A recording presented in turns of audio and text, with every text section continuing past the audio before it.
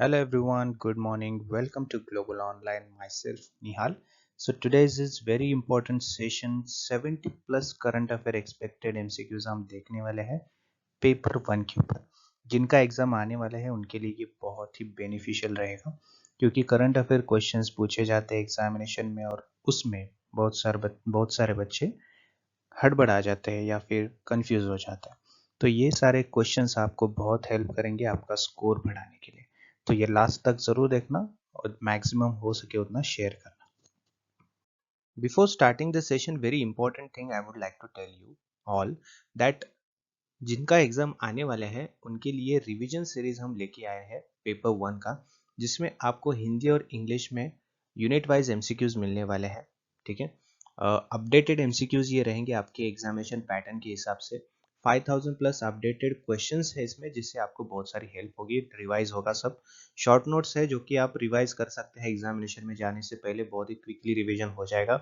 और most repeated PYQs भी इसमें रहने वाले हैं। ठीक है, तो ये आप कर सकते हैं रिवीजन सीरीज लेके। आप आपका एग्जामिनेशन जो आने वाला है उसके लिए रिवाइज कर सकते हैं। फीस इज ओनली 7999, जिसमें आपका 80 प्लस जो टारगेट है मार्क्स लाने का वो पेपर में फुलफिल हो जाएगा। आपको बस इस नंबर पे व्हाट्सअप मैसेज या व्हाट्सअप कॉल करके ये कोर्स ज्वाइन करना है, ये सीरीज ज्वाइन कर सकते हैं। ठीक है, first question on your screen, what you need to do, give your answer in a comment box. ABCD जो भी होगा आपको कमेंट बॉक्स में देना है। ठीक है, which Indian institute became the first to launch quantum computing course? What is it? Quantum computing course for undergraduate students in 2023. IIT Madras, IISc Bangalore, IIT Kanpur, or NIT Trichy. Okay, what you need to do? Give your answer in a comment box.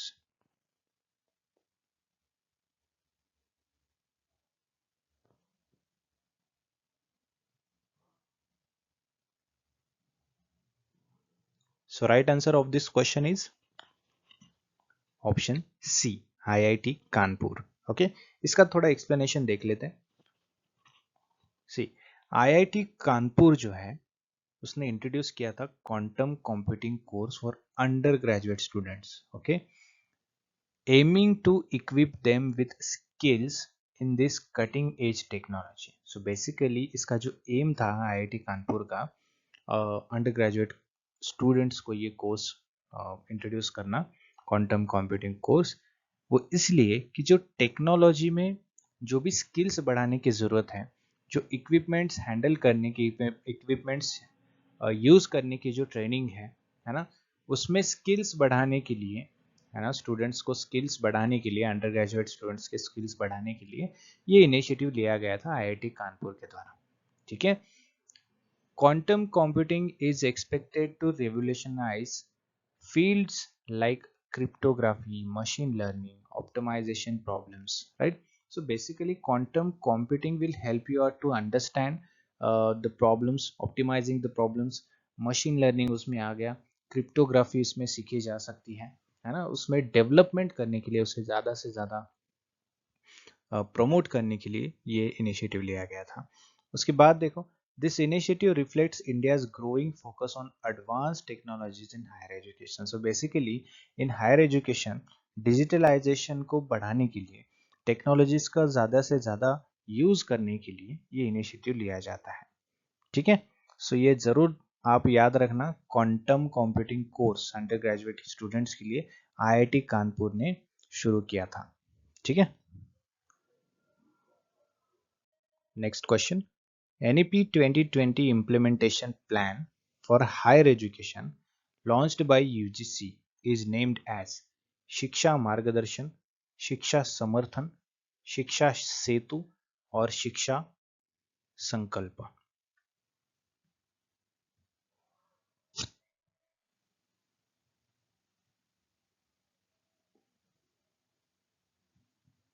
चलो फटाफट answer दे दो।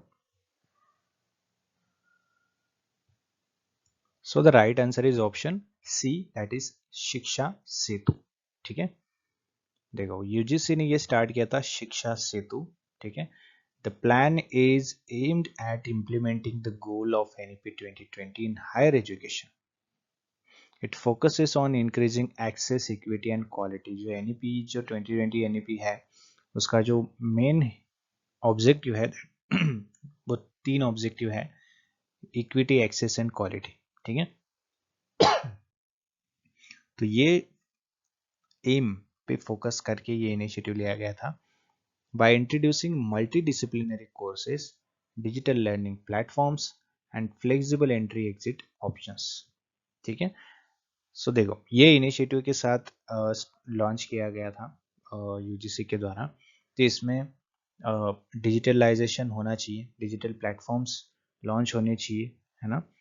जो students है जिनकी तरफ education पहुंच नहीं पाता है, जो एजुकेशन नहीं ले पाते हैं, उन्हें एक्सेस नहीं मिल पाता है, तो डिजिटलाइजेशन के द्वारा उन्हें एजुकेशन प्रोवाइड किया जा सकता है।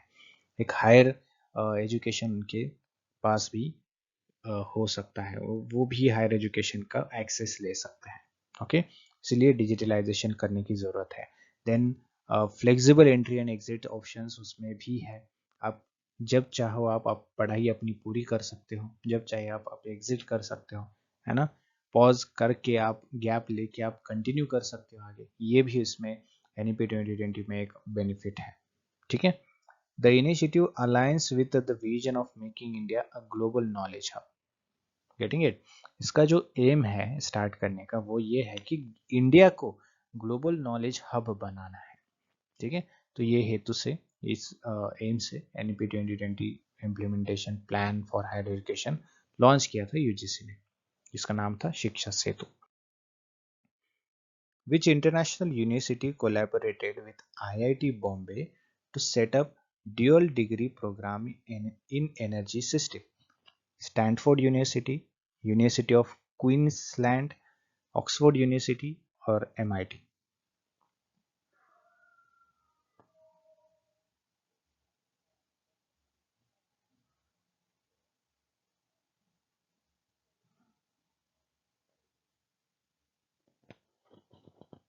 So right answer is option B, that is University of Queensland.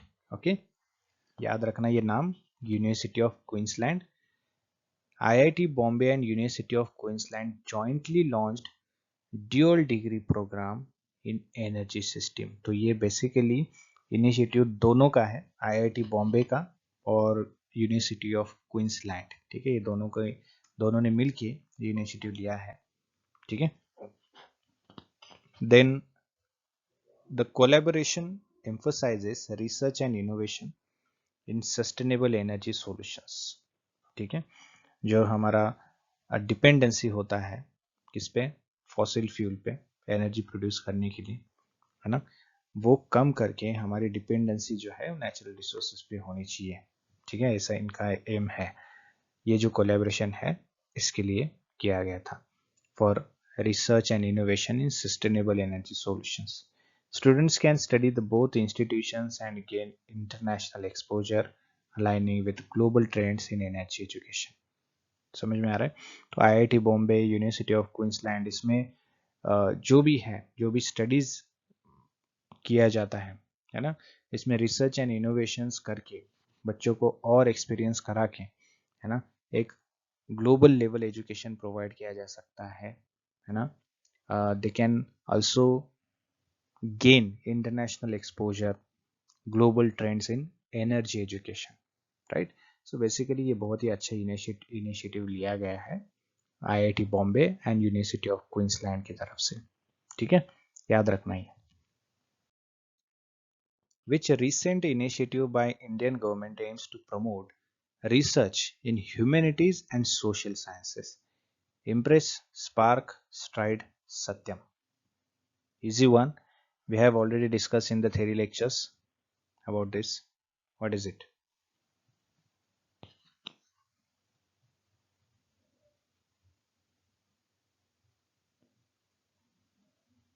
चलो फटाफट।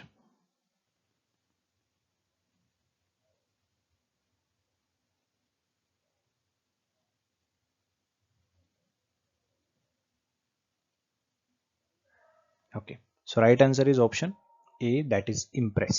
ठीक है, impress का मतलब है the impactful policy research in social science, that is impress. I for impactful, है ना। I M for impactful, P for policy, R for research, ठीक है, S for social and S for sciences, ठीक है। ये जो स्कीम है, it supports research projects that address policy relevant issues in humanities and social science. So basically humanities and social science में, है ना, जो भी चीज़ें होती है या प्रोजेक्ट्स होते हैं, पॉलिसी रिलेवेंट इश्यूज होते हैं, है ना, इसे एड्रेस करने के लिए, इसे इम्प्रूव करने के लिए, है ना, ये जो इनिशिएटिव है लिया गया है। Then funded by Indian government, it aims to bridge the gap between academic research and policy making, enhancing the societal impact of research। समझ में आ रहा है? जो पॉलिसी मेकिंग होता है और रिसर्च जो होता है, इनके बीच में जो गैप है ना, वो कम करने के लिए ये इम्प्रेस जो है वो शुरू किया गया था, ये लॉन्च किया गया था, ठीक है। The Study in India campaign is aimed at attracting foreign students to Indian universities, promoting Indian students to study abroad, offering scholarship for higher education, or enhancing technical education in India। Study in India campaign, ये campaign है।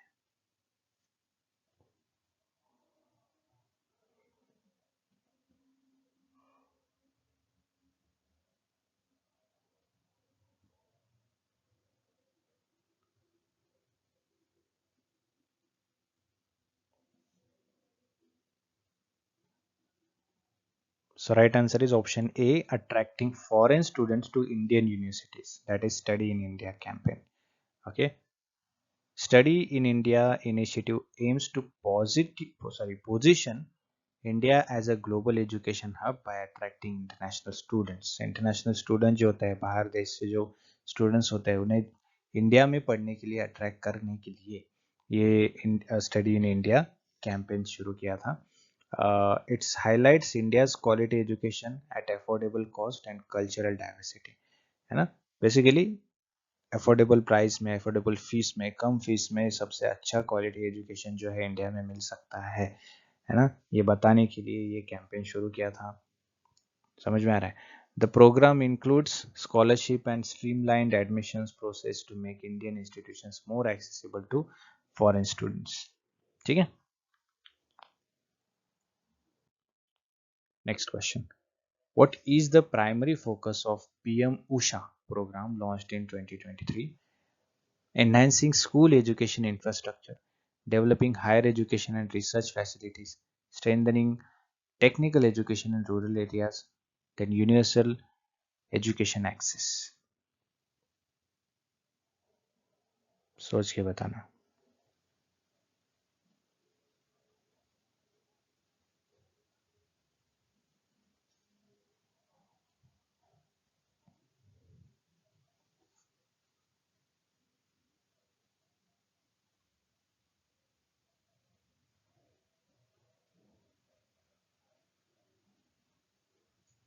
Give your answer in a comment box, okay. ABCD जो भी है, गलत होगा तो भी कोई प्रॉब्लम नहीं है।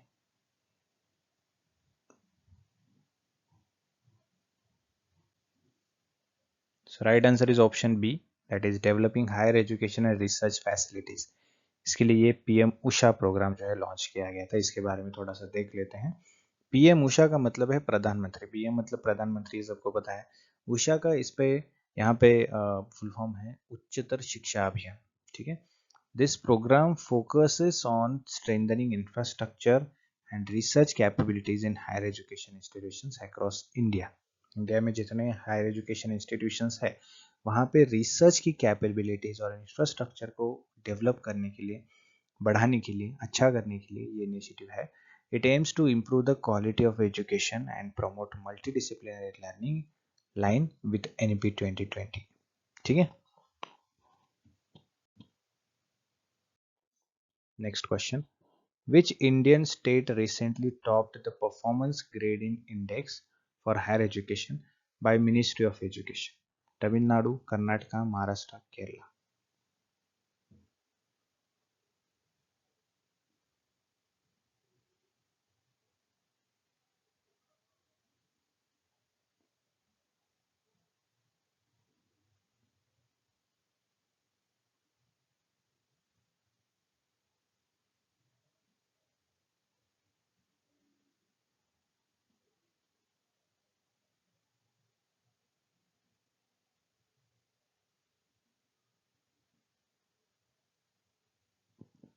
Okay, so right answer is option A, Tamil Nadu. Okay, Tamil Nadu ranked first in performance grading index for higher education, showcasing its robust policies and initiatives in higher education. The index evaluates states on parameters like access, equity, and quality, and employability outcomes, providing a benchmark for best practices. ठीक है, याद रखना है क्या है performance grading index for higher education. इसमें किसने top किया है? तमिलनाडु ने टॉप किया है। ठीक है, नेक्स्ट क्वेश्चन।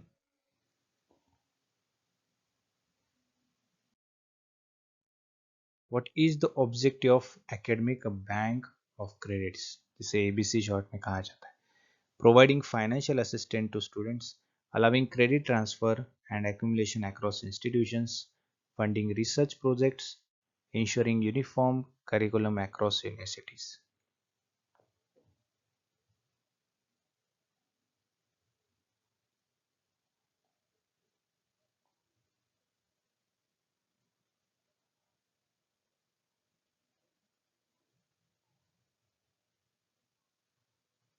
फटाफट आंसर दे दो चलो।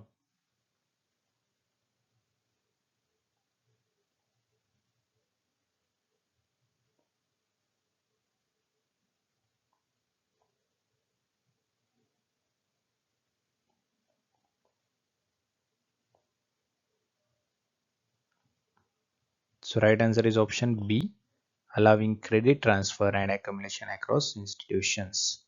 ABC जो है that facilitates credit transfer and accumulation for students across universities, enabling flexible learning pathways. Okay, this initiative supports multidisciplinary education and lifelong learning, a core aspect of NEP 2020. Next, which Indian university partnered with the WHO to establish the Global Center for Traditional Medicine? बहुत important question है। IIT Delhi, IISc Bangalore, then BHU Banaras Hindu university और Gujarat Ayurveda university.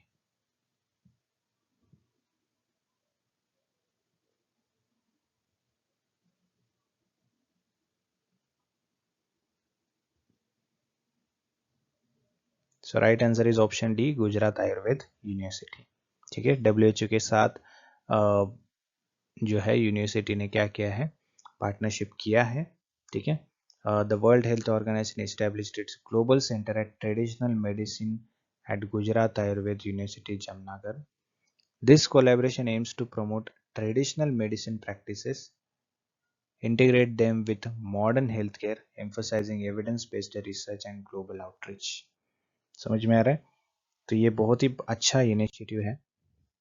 Which Indian institute launched the Center for Research on Startups and Risk Financing, जिसे crest कहा जाता है? IIM Ahmedabad, IIM Bangalore, IIM Kozhikode, IIM Calcutta.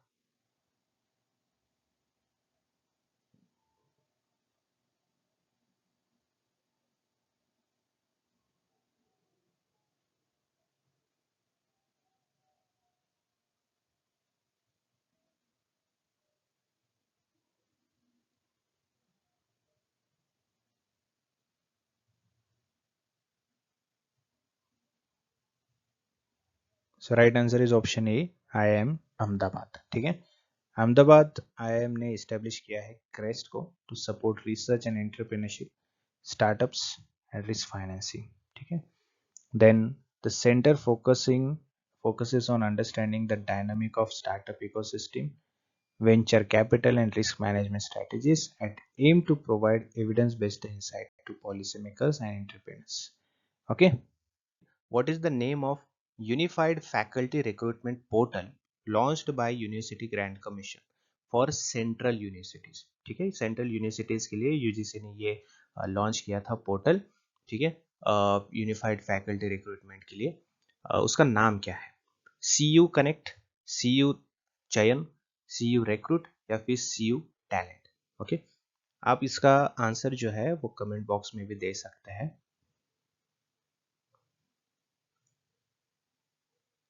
Okay, सो इसका जो right answer है दैट इज सी यू चयन।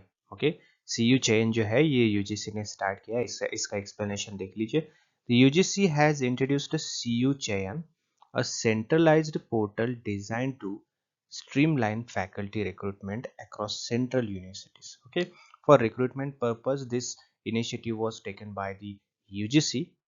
The name is CU Chayan. Okay, remember this, आपके examination में डेफिनेटली ये पूछा जाएगा। This platform aims to enhance transparency and efficiency in hiring process by providing single unified interface for job posting and applications.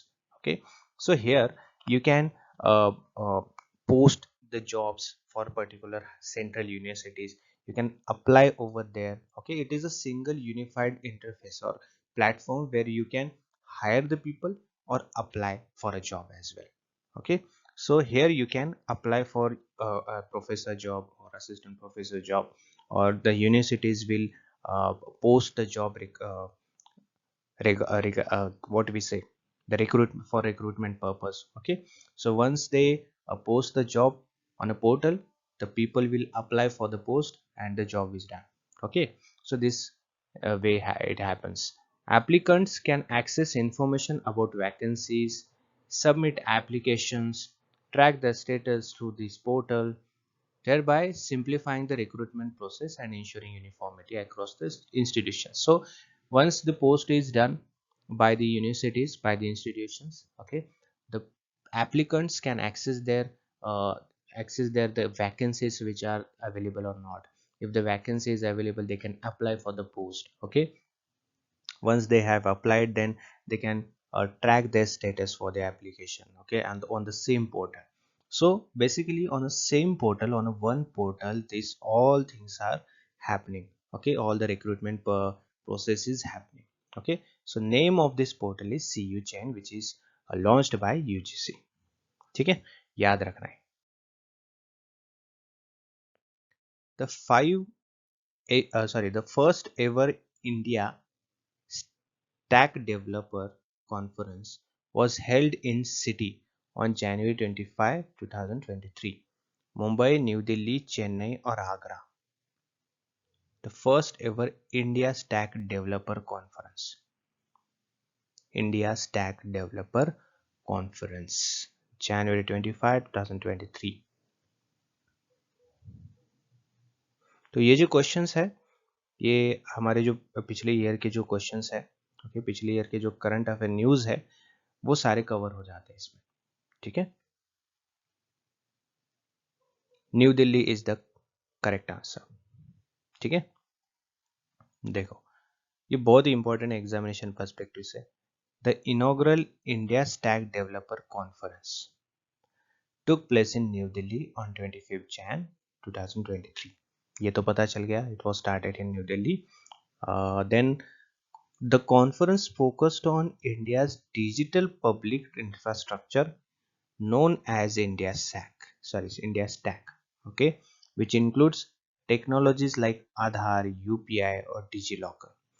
Okay, so it is for India's digital public infrastructure, जिसमें आधार, UPI, digi locker ये सारे technologies पे क्या किया जाता है, overview किया जाता है। ठीक है, उसे इंडिया स्टैक कहा जाता है। The event brought together developers, entrepreneurs, and policymakers to discuss innovations, best practices, and a future roadmap for leveraging these digital tools to enhance service delivery and promote inclusive growth in various sectors, including higher education as well. ठीक है, so basically this initiative was taken for developing the digital infrastructure in India. Okay, digitalization of government policies, government initiatives, and higher education. So for we can say for transparency purpose we can say, then we can say the including developing the digital infrastructure in India. Okay, in terms of government policies, in terms of government initiatives, higher education initiatives. Okay, then by this initiative we can enhance service delivery also. Okay, for that purpose, the first India Stack Developer Conference was held. Understood? Next question. What was the theme of International Education Day 2023? ठीक है, Learning for People, Planet, Prosperity and Peace, Changing Course, Transforming Education, Invest in People and Prioritize Education, or Education, a Key Driver for Inclusion and Empowerment. What is the correct one?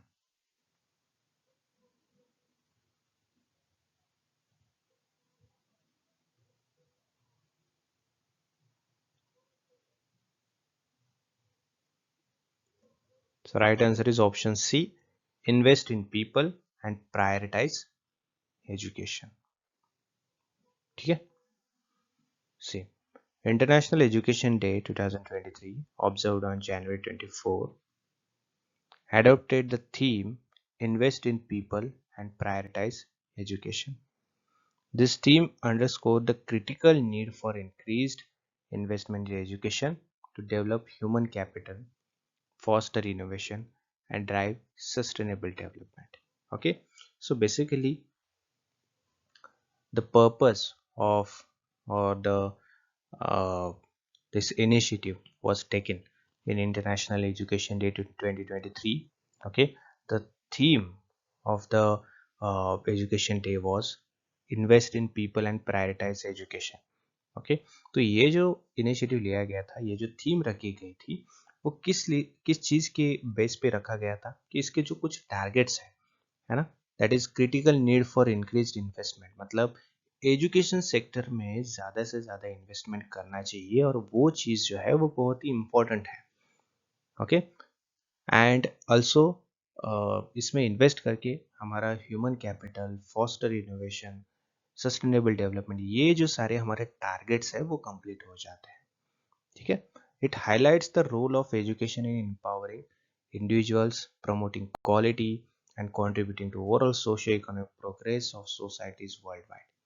ठीक है. How many new Indian institutes of information technologies, IITs, are planned to be established as per recent government initiatives? 10, 15, 20, 25.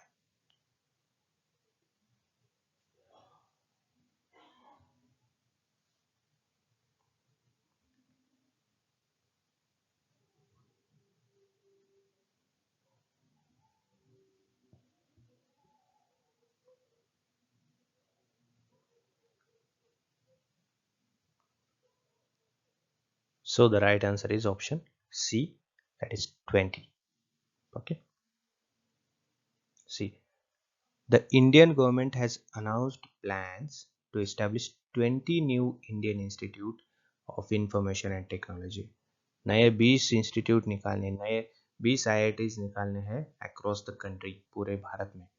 This initiative aims to enhance the quality of technical education and address the growing demand for skilled professionals in the information technology sector. So basically हमें पता है जैसे कि IT sector जो बढ़ रहे हैं, IT sector का जो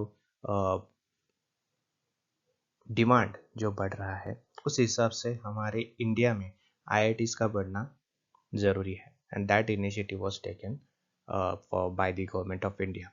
ओके, जो टेक्निकल एजुकेशन का क्वालिटी है ना, उसे बढ़ाने के लिए, उसकी क्वालिटी को इन्हांस करने के लिए ये इनिशिएटिव लिया गया है गवर्नमेंट ऑफ इंडिया की तरफ से.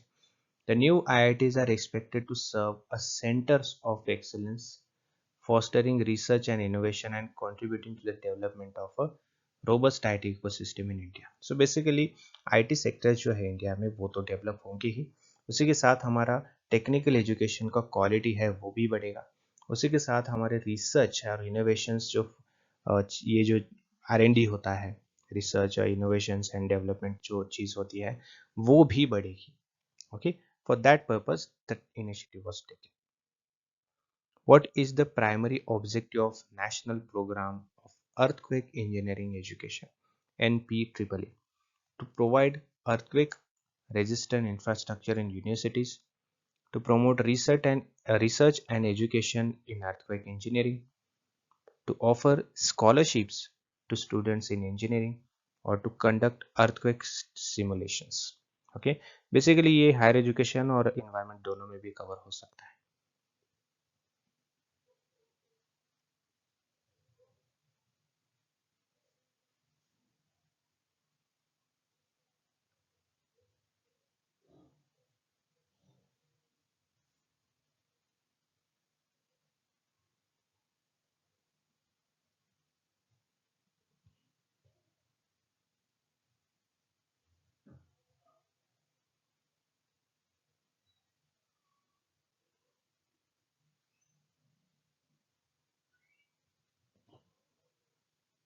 So right answer is option B, to promote research and education in earthquake engineering.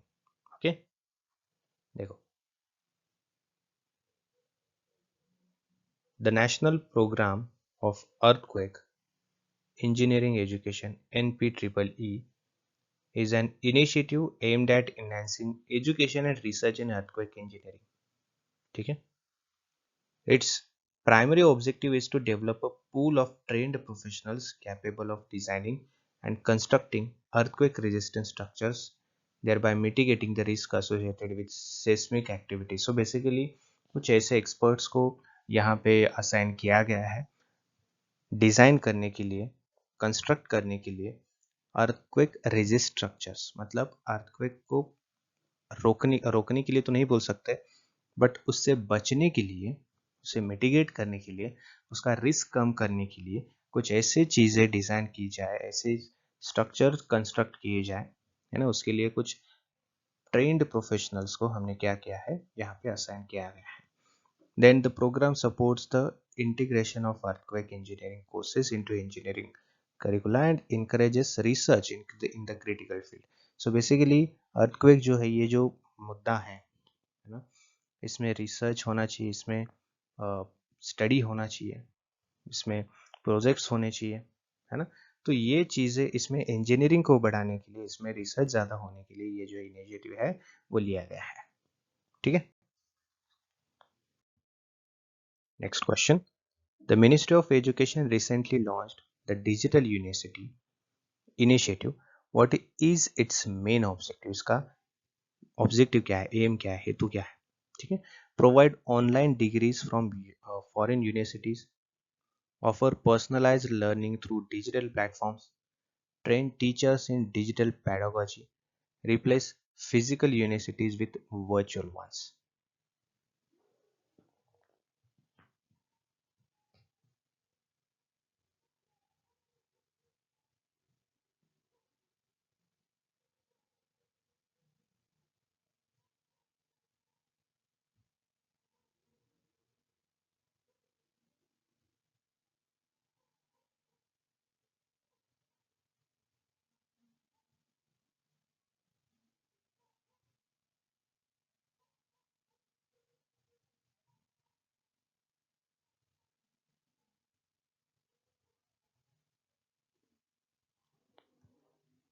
So right answer is option B, offer personalized learning through digital platform. Okay. The Digital University Initiative aims to provide high quality, accessible and personalized education through digital means. Okay. It focuses on leveraging technology to make education inclusive, reaching remote areas and undeserved communities. Okay, this initiative supports the National Education Policy 2020's vision for integrating technology into higher education. ठीक है. So basically digital university, ये जो main जो है recently launch किया गया है ministry of education की तरफ से, इसका जो मेन एम है that is to reaching at the point or at the place where the education is not reaching, or the people who are not able to take education, the people who are not able to complete the courses. Okay, there we can reach and provide them a quality education. Okay, for that purpose, under the National Education Policy 2020, this initiative was taken. Okay, what is the primary focus of National Credit Framework recently introduced by the Indian government?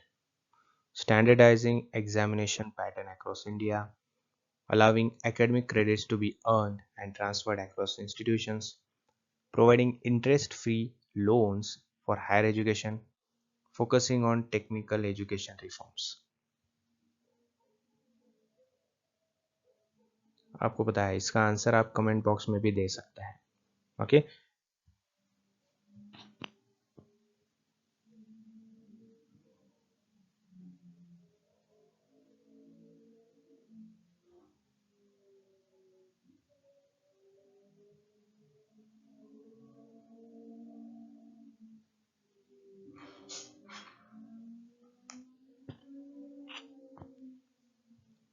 So right answer is option B, allowing academic credit to be earned and transferred across institutions. Okay.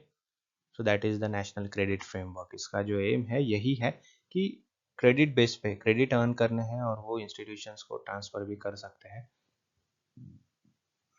देखो, national credit framework जिसे short में NCRF कहा जाता है, provides a unified framework for earning, accumulating and transferring academic credits across schools, colleges, vocational training institutions. Okay, तो ऐसा है कि जो भी कोर्सेज होते हैं, जो भी एकेडमिक कोर्सेज होते हैं, उसमें क्रेडिट होता है, वो क्रेडिट कंप्लीट होना चाहिए. ठीक है, तभी ये कोर्स का मतलब है. ठीक है. It integrates the general and vocational education and align them with industry needs. Framework is designed to make education more flexible, disciplinary and envisioned in NEP 2020. Okay, समझ में आ रहा है? तो आप जो भी कोर्स अभी करते हो अंडर NEP, उसमें अगर आपकी क्रेडिट फुलफिल होते तो वो क्रेडिट फुलफिल होने चाहिए. समझ में आ रहा है? तो उसके बाद ही आपका कोर्स जो है वो कंप्लीट है ऐसा माना जाएगा. Next, which higher education reform was introduced by UGC to promote multidisciplinary education in 2024? 4-year undergraduate program, CBCS, ABC or multiple entry and exit system.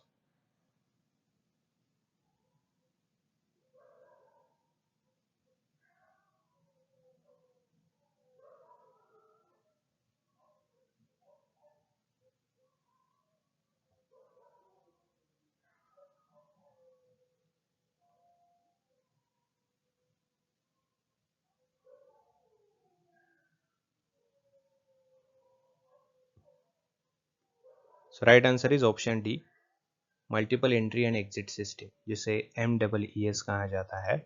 UGC implemented the multiple entry and exit system to make higher education more flexible. ठीक है. This system allows students to enter and exit a course at different stages, earning certificate, diploma, degree based on duration of study.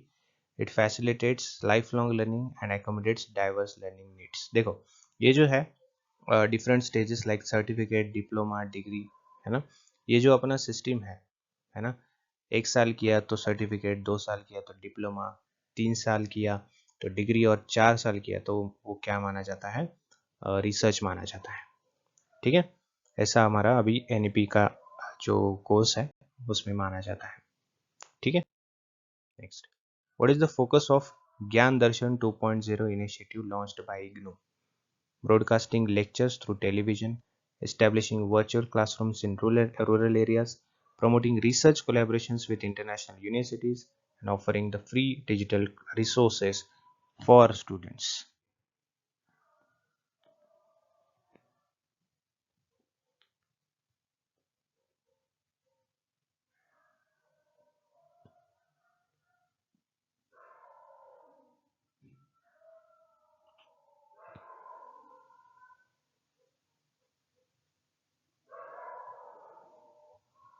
So right answer is option A, broadcasting lectures through television. That is the initiative by IGNOU.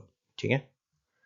देखो, IGNOU ज्ञान दर्शन 2.0, okay, is satellite based education TV channel that broadcast lectures and discussions, interactive sessions, okay, through TV channel with the help of satellite, right? This initiative aims to make quality higher education accessible to students in remote and underprivileged area. It complements IGNOU mission of promoting open and distance learning across the country. So this is best initiative taken by IGNO for those people who cannot reach to the colleges and schools. Okay, they can watch TV and have education at home. Okay, that is the purpose of IGNO. Okay, so this was the last question, but before ending the session, बहुत ही important आपके लिए एक news है. जो लोग आने वाले examination के लिए प्रिपरेशन करना चाहते हैं उनके लिए ये इम्पोर्टेंट है.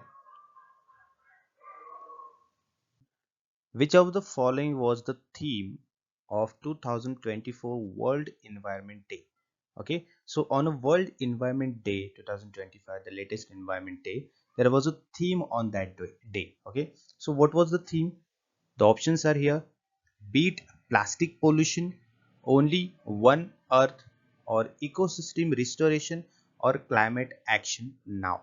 Okay, so whatever your option is, A, B, C, D, you need to give in a comment box. Okay, so mention your options in a comment box, and at the end of the session we will calculate all these answers. If you have given the right answer, you will get 2 marks for that. Okay, so total how many marks you have achieved, that you need to mention at the end of the session. Okay, so give answer of this question in a comment box.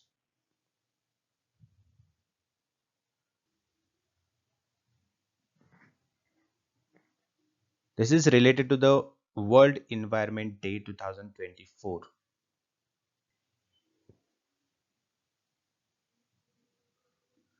which was on 5th June. Okay, 2024. Okay, so right answer of this question is option A, that beat plastic pollution.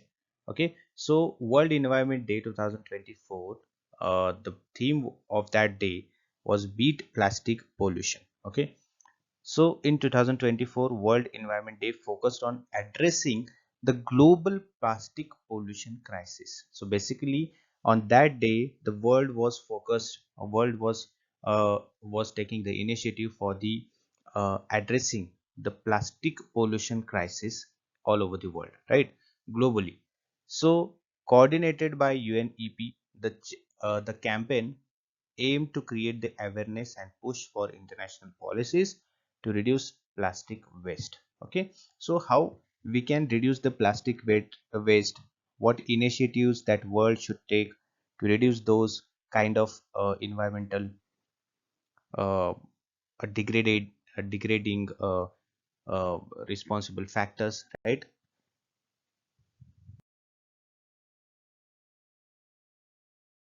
Next question on your screen: in October 2024, which country became the first to implement a national net zero by 2024 law? Okay, Canada, Sweden, Finland, or Germany? Remember, you need to give your answer in a comment box. Okay, whatever A, B, C, D, just give in a comment box. And whatever the doubts if you have, just ask me in a comment box. I'll uh, try to answer on that. Okay.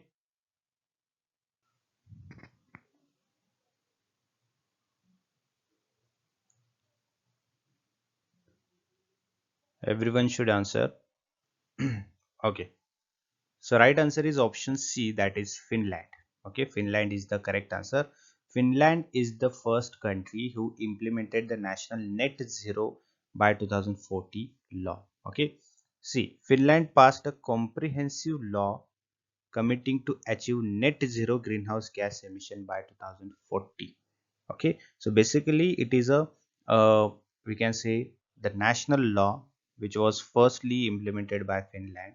Okay, and the objective for that is reducing the greenhouse gas emissions. Okay, and by 2040 the greenhouse gas emissions will be totally reduced. That was the first implementation of Finland. Demonstration leadership in tackling climate change.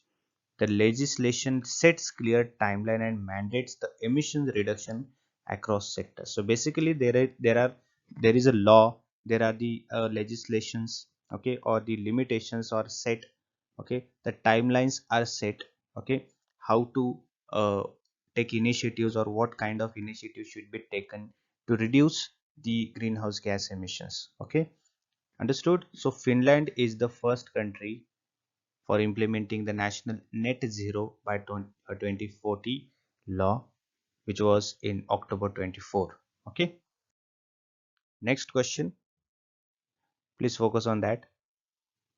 The question is saying which initiative under the United Nations Environment Program UNEP aims to achieve net zero emission in agriculture by 2050. Okay, green farming initiative, sustainable agriculture framework, climate smart agriculture alliance, or net zero agriculture initiative. Okay,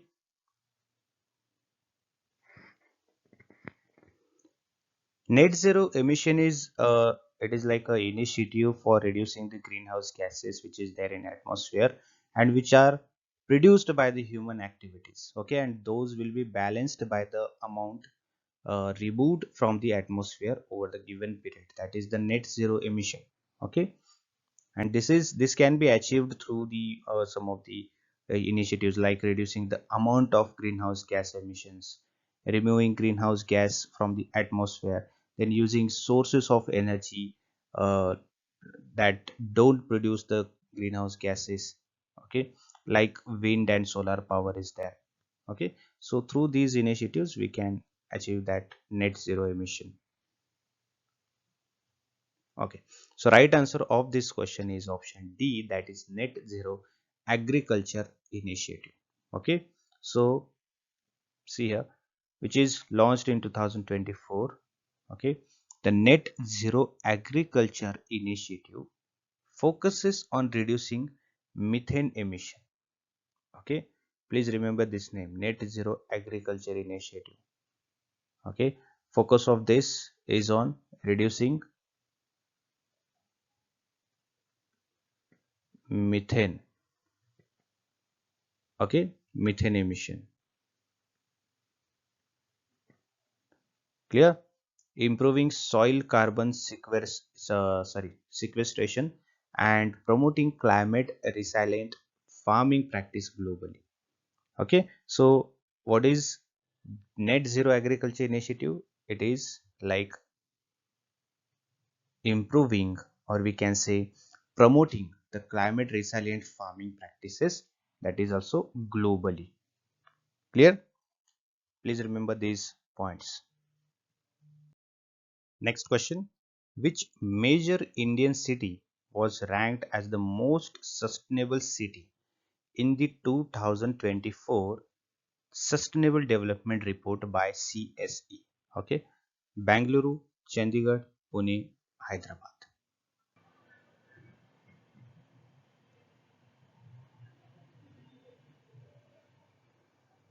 Okay, so right answer is option B, that is Chandigarh, and it is consistently becoming the uh, or ranking in a topmost for sustainable city in the 2024 and since so many years. Okay, so Chandigarh is the country, Chandigarh is the city of India. Chandigarh was recognized for its efforts in urban sustainability, including effective waste management, okay, green cover expansion, and renewable energy integration, which align with SDG 11 targets. Getting it? So in India, the Chandigarh is the city, okay, who is ranking the most sustainable city in 2024 Sustainable Development Report. Okay, and since so many years, it is ranking or it is becoming the most sustainable city. Okay, due to these reasons like urban sustainability, then effective waste management, then green cover expansion and all. Okay, please remember those points. Moving to the next question. The Global Carbon Budget 2024 report highlighted a record high in global CO2 emissions from fossil fuels. Okay, what was the percentage increased compared to 2023?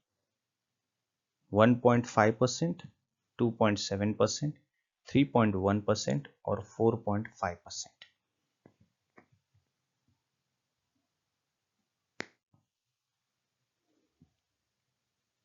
the percentage of CO2 emission from the fossil fuels is increased from 2023 to 2024, and what is the percentage of that? Okay, how much percent it is increased?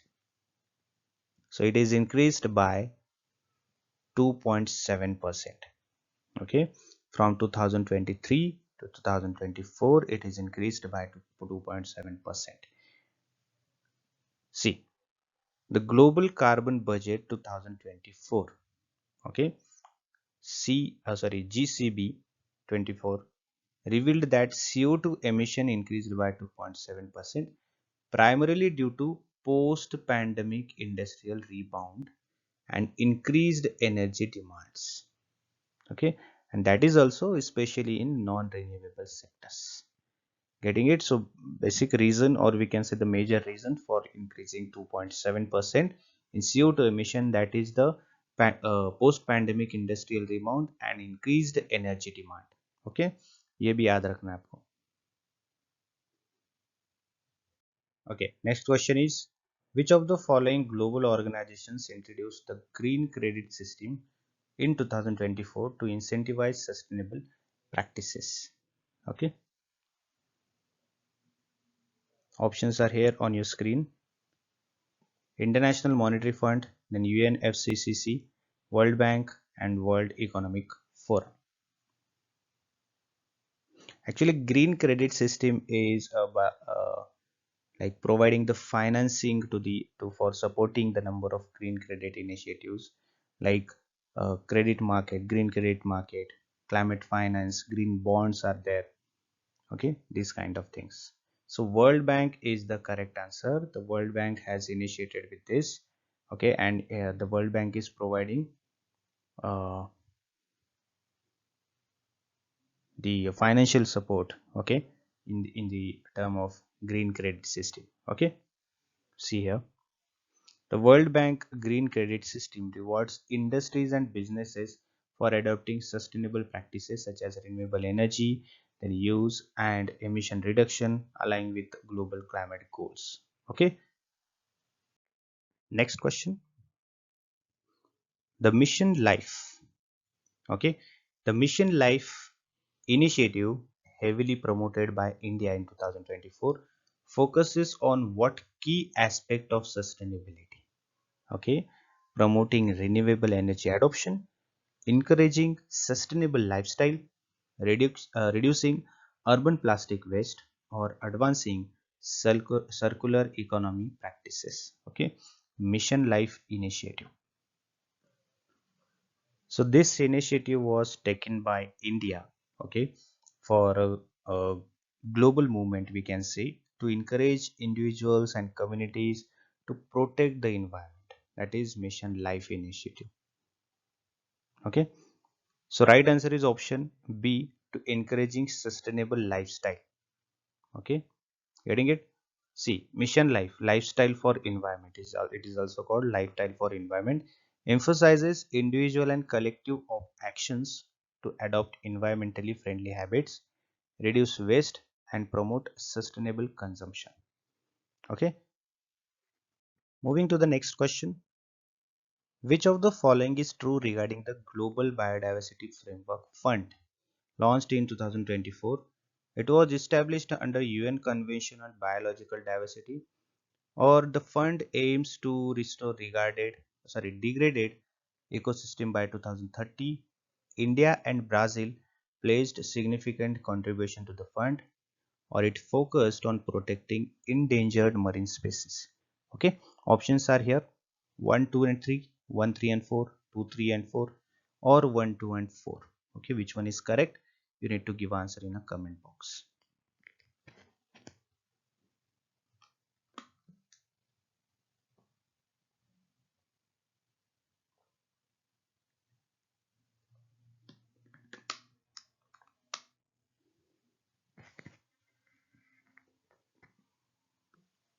Okay, so there is a one mistake. It is not 2024. It was launched in 2023, August 7. Sorry, August 27, 2023. It was launched in 27th August 2023. Okay, which was in Canada. Okay, and it was ratified by 186 countries. Okay, so right answer of this question is option A, that is 1, 2 and 3. Okay, A, B and C. Clear? ये तीन correct है. See, the Global Biodiversity Framework launched in 2023 focuses on halting biodiversity loss and restoring ecosystem. India and Brazil were notably contributors, but it does not specifically focus on marine species. Clear? Okay. Which key goal were emphasized in India's green hydrogen mission? Okay.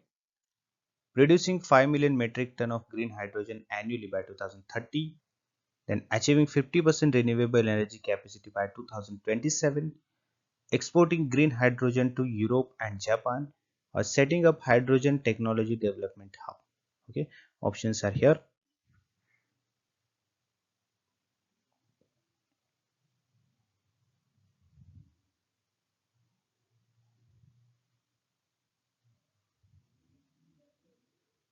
The goal was for reducing the dependency on fossil fuels, then providing the reliable source of energy, then we can say replacing the fossil fuels uh, with green hydrogen. Okay, so that is the reason, or that is the we can say the goal of green hydrogen mission.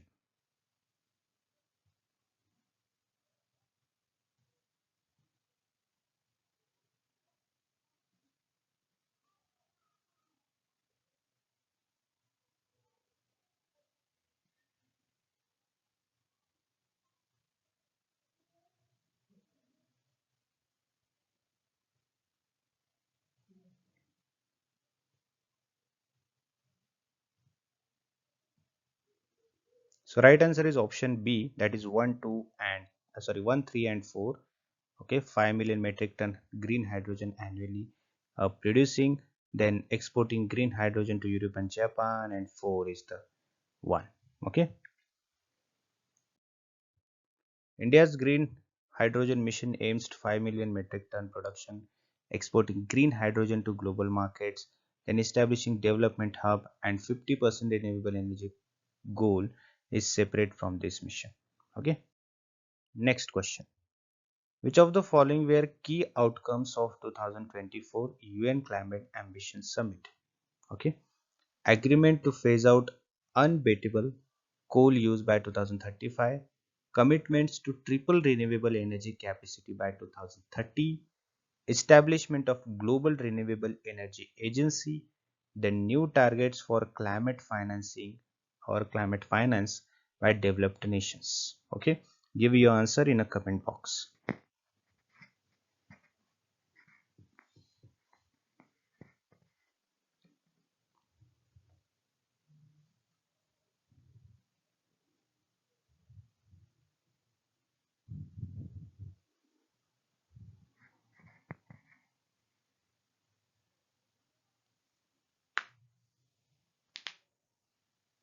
Okay, so right answer is option D, that is 1, 2 and 4 is correct. Okay, agreement to phase out unbeatable coal use by 2034-35, sorry, then commitments to triple renewable energies capacity by 2030, and new targets for climate finance by developed nations. So these are the key outcomes of 2024 UN Climate Ambition Summit. Okay, so there are total 10 outcomes, we can say, are here. Okay, take a screenshot of this, or I'll share the PDF of this. Okay, what were the primary goals of the International Decade for Action Water for Sustainable Development 2018 to 2028 as renewed in 2024? Okay, goals, this question is asking about the goals in the International Decade for Action. Okay, increasing access to clean drinking water, then enhancing water use efficiency in agriculture, then strengthening the transboundary water cooperations, and establishing a global fund for water security. Okay, fatapat, give your answer fast.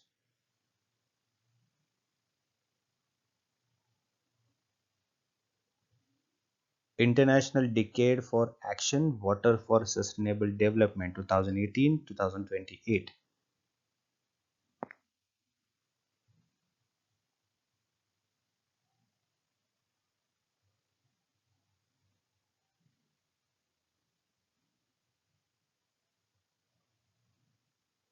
Okay, so right answer is option 1, 2 and 3.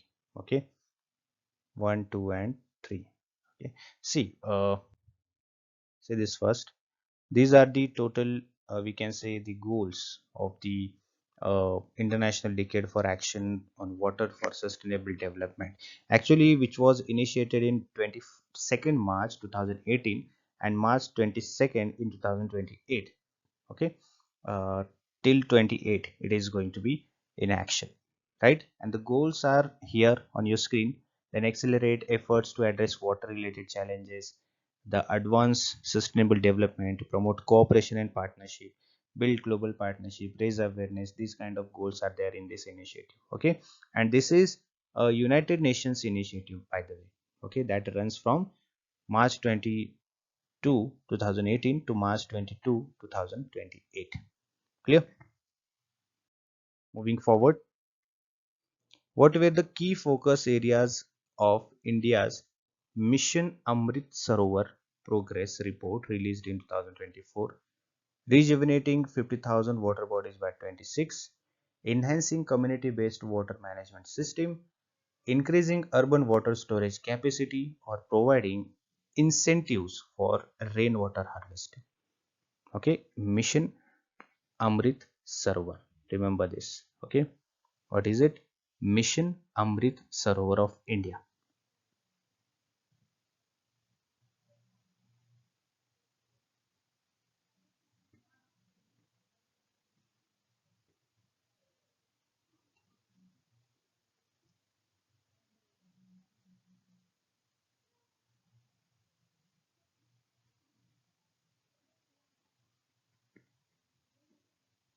Okay. So one thing I want to add here, the 2024 in 2024, the progress report was released in 2024. Okay, the progress report, and the mission was launched in 2022. Okay, in April. Okay, and it was completed in August 2023, and the progress report was launched in 24. Okay.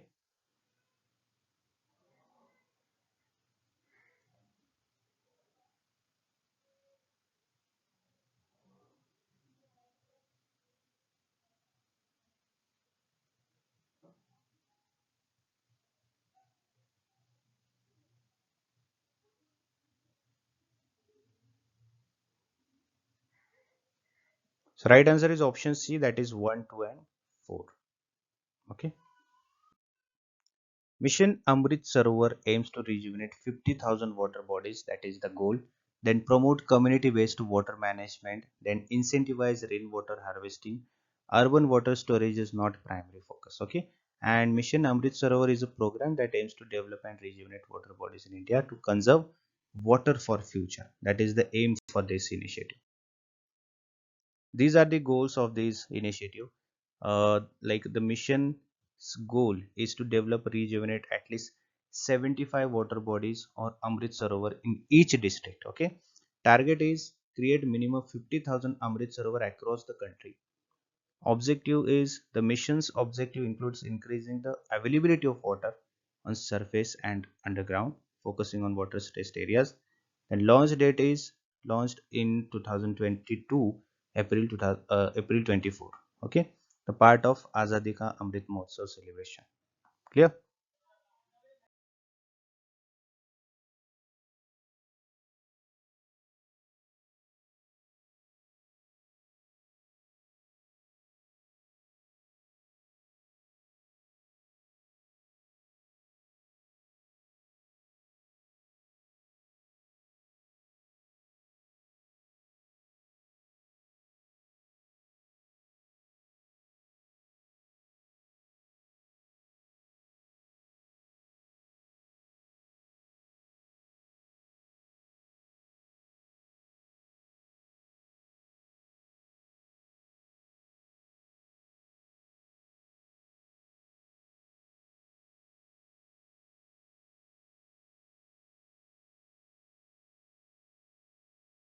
The question is asking which of the following is the key feature of COP28 summit held in December 2023, okay, which was started in November, but it was extended till the December 2023. Okay. Option A, focus on phasing out coal entirely. Establishment of loss and damage fund, adaptation of Kigali Agreement, and introduction of new protocol for ozone depletion. Okay, so A, B, C, D options are there on your screen. You need to answer it in the comment box. Okay, do answer in a comment box whatever it is, A, B, C, D, your opinion. Okay, if the answer is wrong, if the answer is right, it doesn't matter. Here we are here to learn. Okay, so give your answer, and at the end of this session you have to calculate your score, right? Like a examination pattern, every right answer has 2 marks, correct? So if you have given the right answers, 10 right answers if you have given, just do it into 2, that means you have 20 marks, right? Like this. Clear? So at the end of this session you can share your score. So right answer of this question is option B, that is establishment of loss and damage fund. Okay, see here the explanation. The COP28 summit highlighted the groundbreaking decision to establish the loss and damage fund. This is something unique, no? To support developing countries impacted by climate change. And due to climate change, if there is a the bad impact, the negative impact, if any developing country has faced this kind of situation, okay, so the COP28 summit has declared that there should be a establishment of loss and damage fund that will help, that will support the developing countries, okay, to cover up their losses which was just done because of climate change, right? This fund addresses the climate disasters economic and non-economic impacts. Clear? So B answer is correct. Moving to the next question now. Which country recently hosted COP28 climate change conference, okay, in 2023? United Kingdom, United Arab Emirates, India, or Germany? Give your answer in a comment box.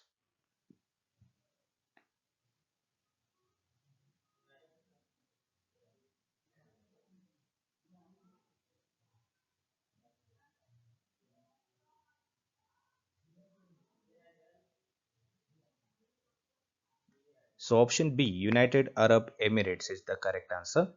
Okay. COP28 was hosted by UAE. UAE means United Arab Emirates in Dubai.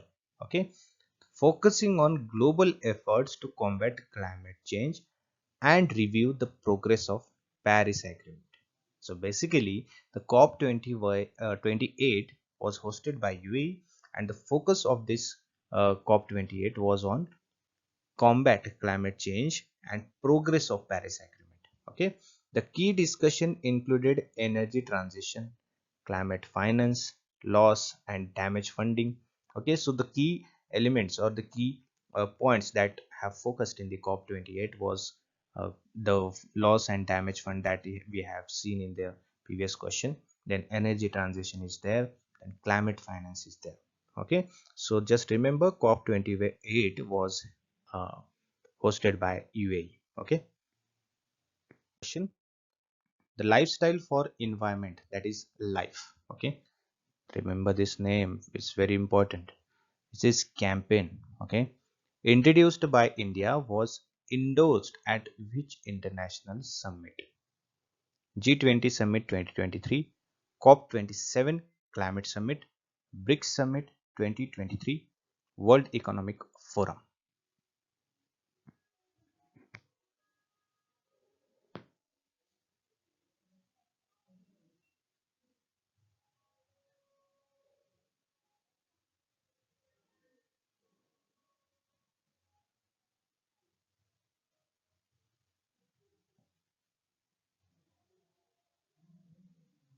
Just give your answer in a comment box.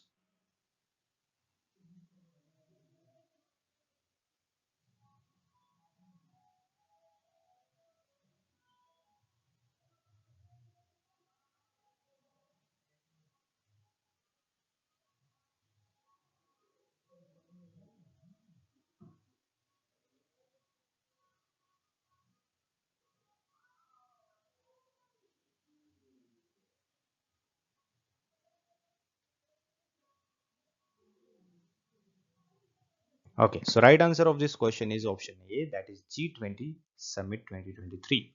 Okay, see the life, that means lifestyle for environment. Okay, campaign emphasizes adopting sustainable lifestyles to reduce environmental impact. Okay, at the G20 Summit 2023, India advocated for collective action on climate change, aligning individual efforts with the global sustainability goals. Okay, next question. In 2024, the Intergovernmental Panel on Climate Change IPCC released its sixth assessment synthesis report. What is the main conclusion? Okay, global temperatures are global temperatures are stabilizing. Urgent action is required to limit global warming to 1.5 degrees Celsius. Renewable energy adoption has plateaued and the carbon emissions are decreasing globally. Okay, so give your answer in a comment box.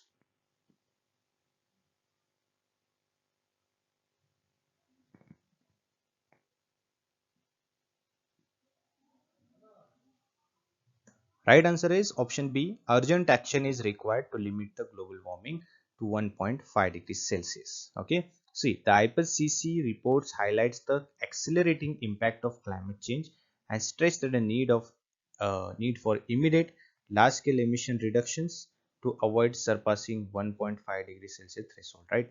It serves as a critical guide for policymakers globally.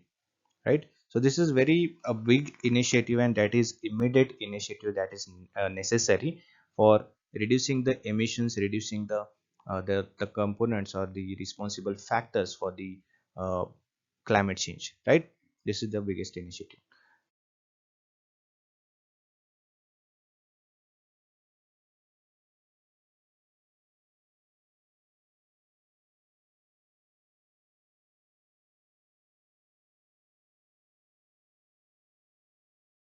Next question. Which Indian state became the first to launch green hydrogen policy, GHP?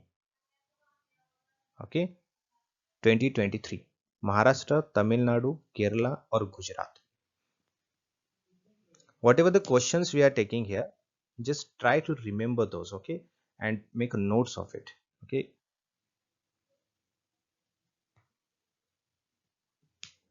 and the people who are watching this video for the first time, if you need PDF of those lectures, just join the course, the paper 1 course. You will get all the PDF of lectures. Okay, so right answer of this question is Kerala. Getting it? Kerala जो है, केरला ने launch किया है green hydrogen policy to promote energy and reduce reliance on fossil fuels. Okay, so basically green hydrogen policy was introduced just to minimize the use of fossil fuels and the dependency on fossil fuels. Okay, the policy incentives investment in green hydrogen production and aims to make Kerala a leader in renewable energy adaptation, contributing to India's net zero goals. There is another question on this net zero goals. Okay, we will discuss later. So remember this thing, green hydrogen policy in India, the Kerala was started first. Okay, Kerala has launched this green hydrogen policy to reduce the dependency on fossil fuels. Okay, also the policy incentivizes the investment in green hydrogen production and aims to make Kerala a leader in renewable energy adaptation. So basically, Kerala is the state who is leading in India for green hydrogen policy. Okay. Next question. Next question. Which of the following global initiatives aims to achieve net zero emission by 2050? Okay. Paris Agreement, UN REDD plus program, Race to Zero campaign, and Kyoto Protocol. Give your answer in a comment box.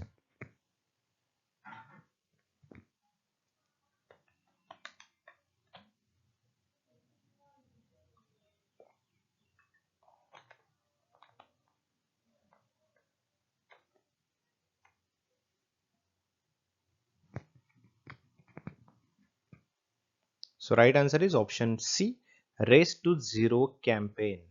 Okay. See, the Race to Zero campaign is about, it is led by United Nations. Okay. Sanyukta Rashtra. Involves a coalition of cities, regions, businesses, and investors working towards the net zero emission by 2050. Okay, it supports the Paris Agreement goals by driving immediate climate action. Actually, this is the very biggest initiative, Race to Zero campaign. That means the big, okay, the big companies, the big businesses, the big regions, the cities, everyone is coming up together to combat, okay, to combat uh, climate change actions. Okay, sorry, not climate change actions, to fight with the factors which are responsible for climate change, right? Next question. India launched the national action plan for climate resilient agriculture, that is called NAP-CRA, to address which environmental concerns? Desertification, flooding in coastal areas, climate change impact on agriculture, and biodiversity loss.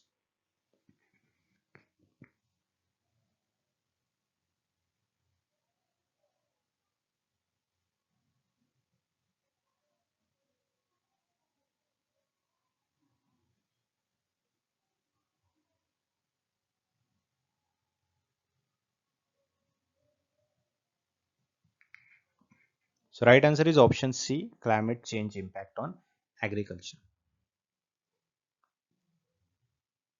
NAP-CRA focuses on sustainable agricultural practices and resilience against climate change. Okay, induces challenges like erratic rainfall and drought.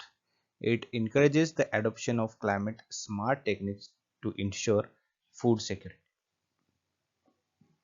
So basically, this is the next steps to the advanced technology that can be used in the agricultural production or agricultural activities. Okay, this will help in we can say challenge, or we can say facing the challenges like erratic rainfall and droughts. Okay, next, what is the global methane pledge which India joined in 2023?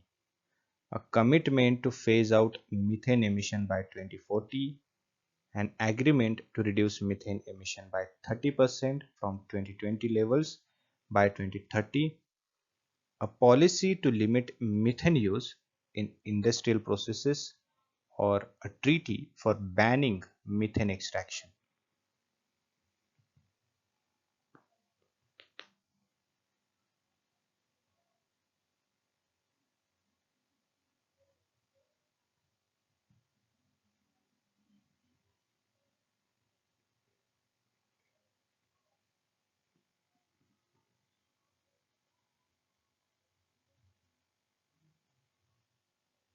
So the correct answer of this question, global methane pledge, okay, it is about an agreement to reduce methane emission by 30% from 2020 levels by 2030. मतलब 2020 का जितना level था उससे कम करना है methane emission, 30% तक कम करना है, कब तक? 2030 तक. Clear? The global methane pledge aims to cut methane emission, right? That is the major initiative, and the name of this is the global methane pledge. Okay, इसका aim ही है methane emission को कम करना, a potent greenhouse gas, by 30% to slow global warming. Okay, India's participation underlines its commitment to climate action and complements its broader environmental goals, right? So that is the explanation of this question. Next question. Which organization published the State of Global Air Report 2024 highlighting air quality trends worldwide? Okay, UNEP, that means United Nations Environment Program, WHO, that means World Health Organization, HEI, that means Health Effects Institute, and IPCC, that means Intergovernmental Panel on climate change.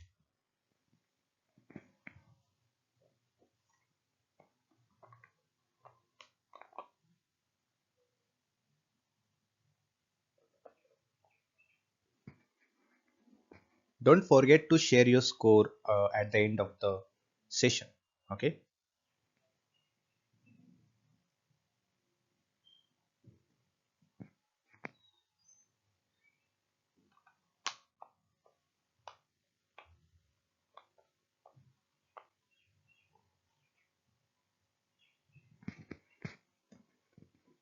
So right answer is option C, that is Health Effects Institute. Okay. See, the State of Global Air Report 2024 by HEI provides data on air pollution levels, okay, its sources and health impact globally. So basically the responsible factors which are there in air, okay, which are emitted in air, and the result is the health problems, okay. It is the report is published by the HEI, okay, and the data is provided by HEI.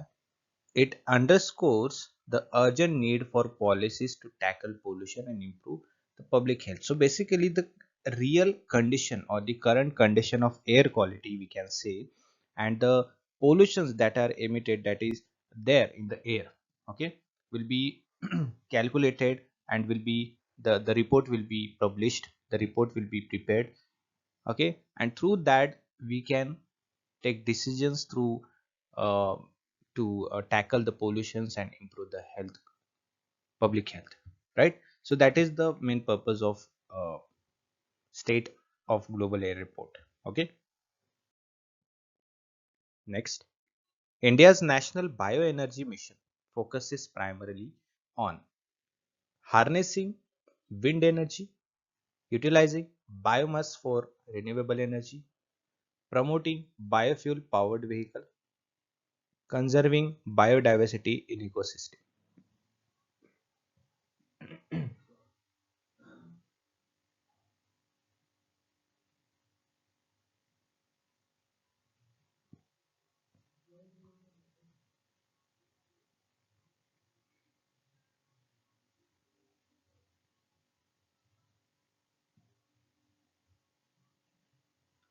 People who are started the preparation from now,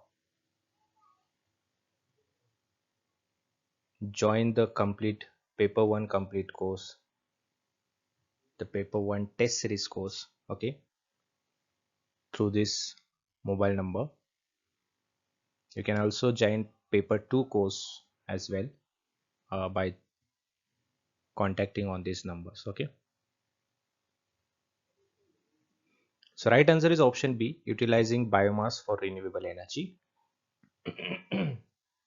National Bioenergy Mission, okay, it aims to promote bioenergy generation from biomass and organic waste. So basically, the organic waste, okay, which can be the responsibly the factor for emitting the harmful gases, is harmful emissions, right? That can be used for generating bioenergy. It supports India's renewable energy goals, creating sustainable energy solutions while reducing environmental pollution. So basically, the responsible factors who are responsible for environmental degradation, uh, environment in a negative way, that can be used in a positive way. Getting it? So that is the National Bioenergy Mission. 2024 Global Risk Report, published by World Economic Forum, identifies which risk as the most critical for next decade: climate action failure, cybersecurity threats, global economic instability, and energy supply storage.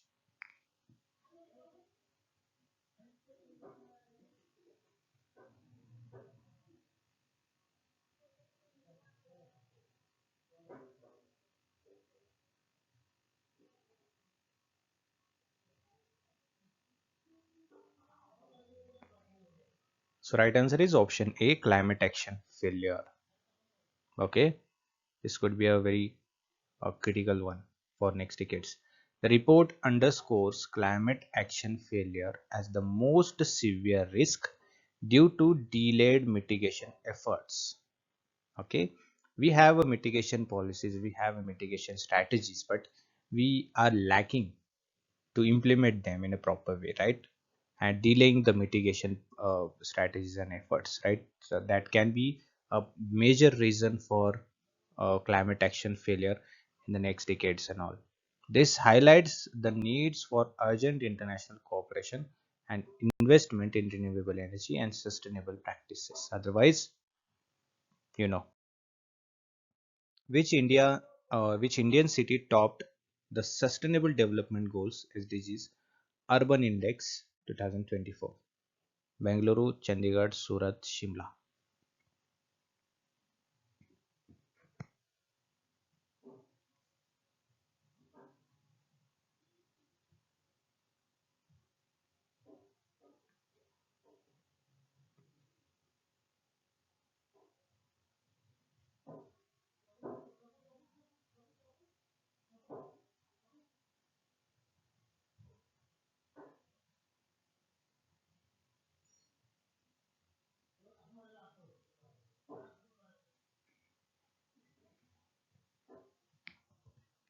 Okay, so the right answer is option D, Shimla. Okay, Shimla ranked the first in SDG Urban Index for its sustainable practices, clean energy initiatives, effective waste management system. The index evaluates cities based on their progress towards achieving the 17 SDGs. Okay, in that scenario, the Shimla has topped. Which Indian state became the first to achieve 100% renewable energy capacity utilization in 2024? Karnataka, Tamil Nadu, Rajasthan, or Himachal Pradesh?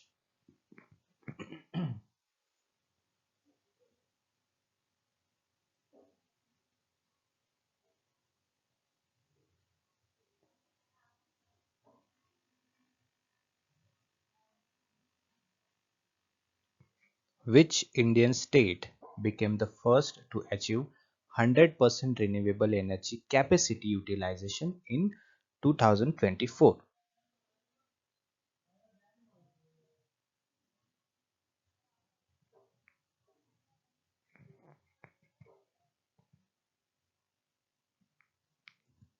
Rajasthan is the correct answer. Okay. See, Rajasthan achieved 100% renewable energy capacity utilization by leveraging its solar and wind energy potential. The state has abundant solar radiation and strong wind, making it hub for renewable energy project. The move align with India's target of 500 gigawatt of renewable energy capacity by 2030 as committed at COP26. Okay, so basically, uh, the solar capacity, the highest installed solar capacity in India is in Rajasthan, which is 19.9 gigawatt. Okay, as per the latest report from March 31, 2024. Okay, and the renewable energy potential in India at about 20.3% of their which is about Rajasthan. Okay, so remember that. Next question: what is the objective of Kunming Montreal Global Biodiversity Framework adopted at COP15 in 2022? Protecting 30% of global biodiversity by 2030, phasing out all fossil fuels by 2035, then introducing a global carbon tax, and then creating a universal treaty for ocean conservation.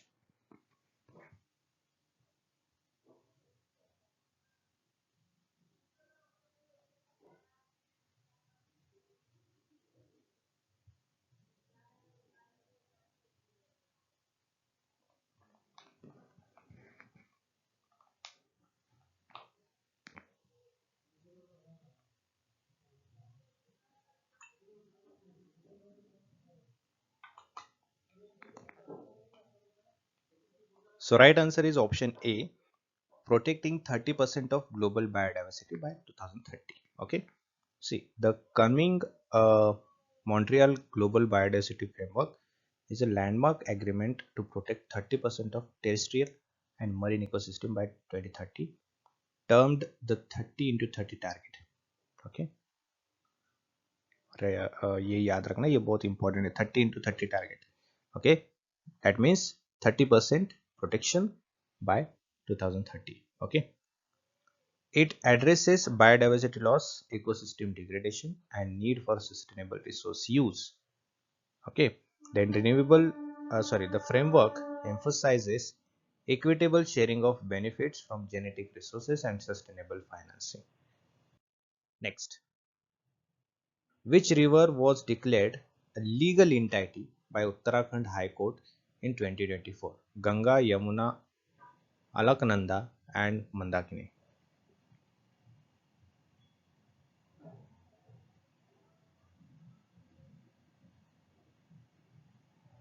Remember, you need to answer in a comment box. Okay, and this is the last question. Okay, after answering this question, you need to share your score in a comment box.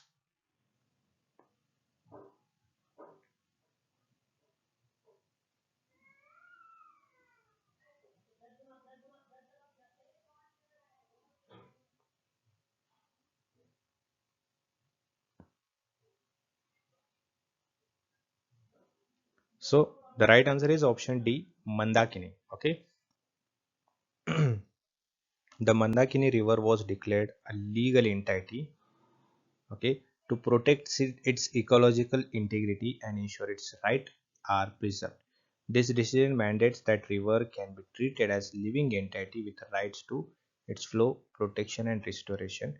Then similar declarations for Ganga and Yamuna set precedent for environmental governance in India. Okay, so basically the Mandakini river has declared as a legal entity, and in the list, the Ganga and Yamuna is also going to be a legal entity. Okay, so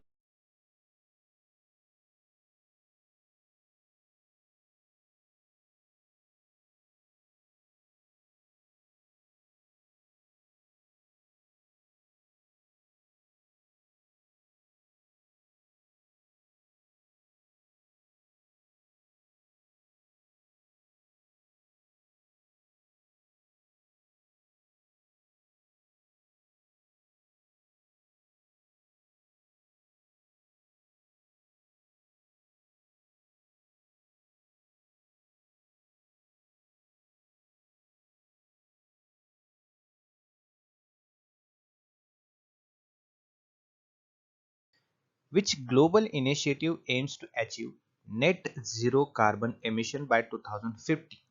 Paris Agreement, Kyoto Protocol, Glasgow Climate Pact, and Green Climate Fund. Okay, what you need to do, just give your answer in a comment box. Okay, A, B, C, D, whatever it is, just give your answer in a comment box. Whether it is right, whether it is wrong, it doesn't matter. You will learn. Okay, so just give your answer. Don't hesitate. Okay, शर्माना नहीं है बिल्कुल भी, कुछ भी हो जाए, A, B, C, D option जो भी हो, गलत सही कमेंट बॉक्स में देना है.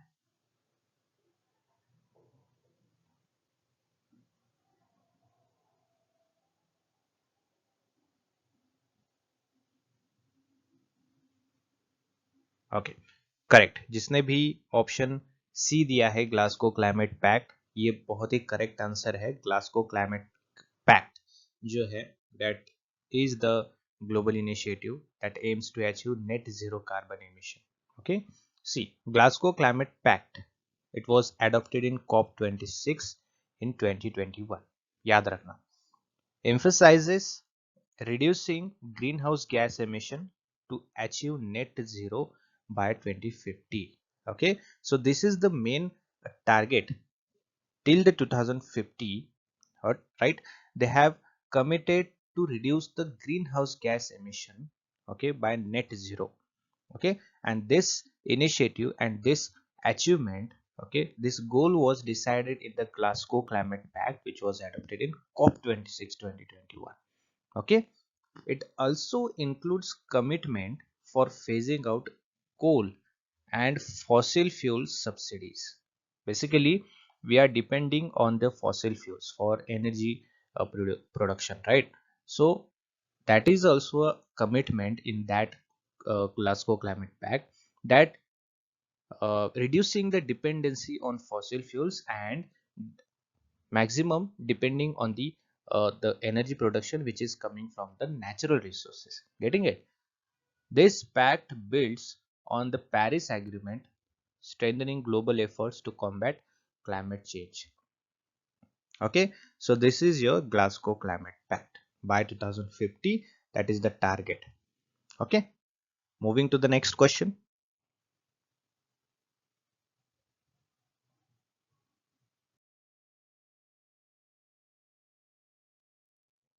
India recently updated its nationally determined contributions NDCs, okay, under the Paris Agreement. What is one of the key targets? Achieving 50% renewable energy capacity by 2030, reducing carbon emission by 60% by 2025, planting 1 billion trees by 2030, or achieving 100 electric vehicle adoptions by 2035. Think and give your answer. Okay, if it is wrong, it really doesn't matter.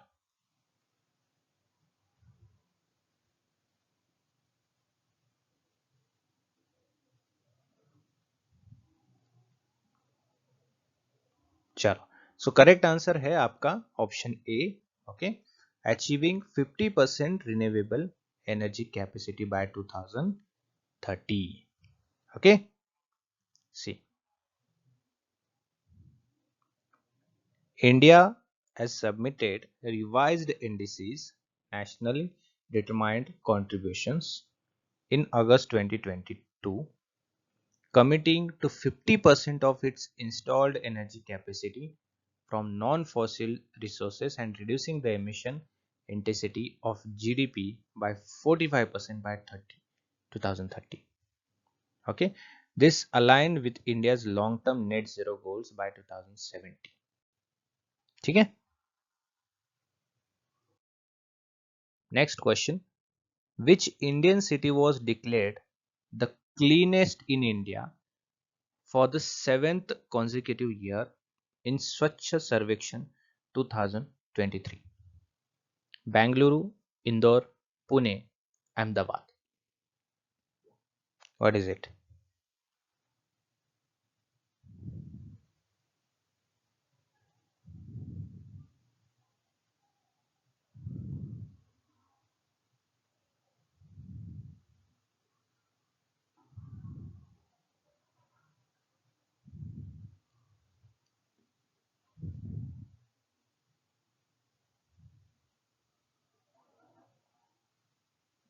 So right answer is option B, Indore. Okay.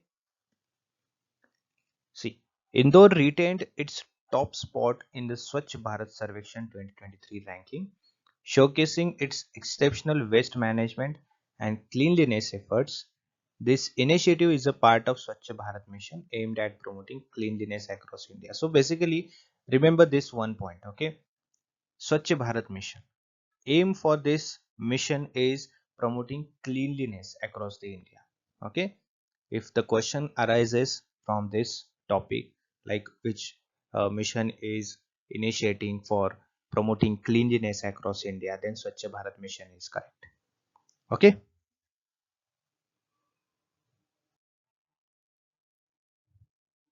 next question. What is the key focus of the global biodiversity frameworks adopted at COP15 in 2022? Planting 1 trillion trees by 2030, conserving 30% of Earth's land and water by 2030, phasing out fossil fuels by 40, and creating new species specific sanctuaries.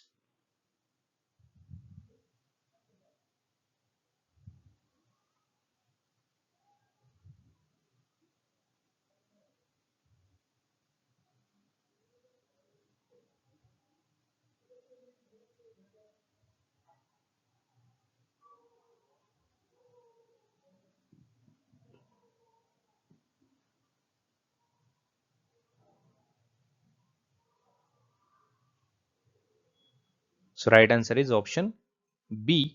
That means conserving 30% of Earth's land and water by 2030. Okay. So basically क्या है इसमें कि पूरे अर्थ का जो land area है and water area है उसे एटलीस्ट 2030 तक 30% तक क्या करना है कंजर्व करना है उसे उसे कहते हैं 30/30.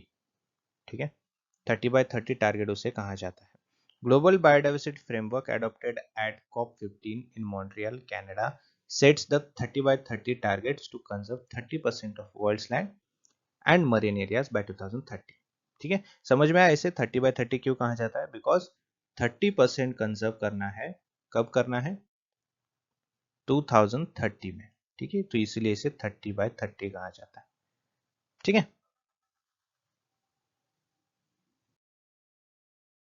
Next question. Which global agreement updated in 2023 focuses on reducing plastic waste by regulating international trade in plastic scrap? Stockholm Convention, Basel Convention, Rotterdam Convention, or Paris Agreement? What is it? Remember, you need to answer in comment box.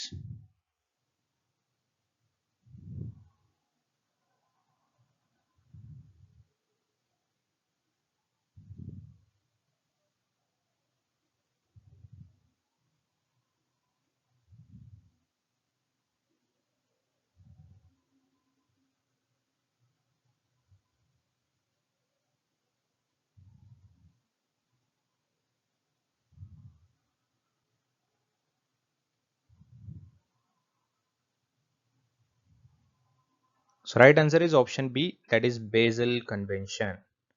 Okay, see, the Basel Convention amended in 2023. Okay, that means updated in 2023. Okay, tightened the regulations on international plastic scrap trade to combat plastic waste pollution. Getting it? So this is the major reason for environmental degradation और हमारे पर्यावरण को खराब करने वाला ये चीज है प्लास्टिक वेस्ट. ओके, तो उसे रोकने के लिए, okay, for combating that issue, okay, they have amended in 2023. The Basel Convention was amended in 2023 for tightening regulations on international plastic scrap trade. Okay, it aims to ensure environmentally sound waste management practices. This is crucial as plastic pollution significantly threatens ecosystem and marine biodiversity globally. So actually the products that we are using currently, okay, major products are wrapped or we can say the making, okay, the packaging is plastic made, right?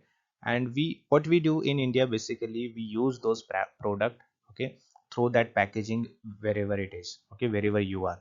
We do not use the dustbins and all, we throw it everywhere.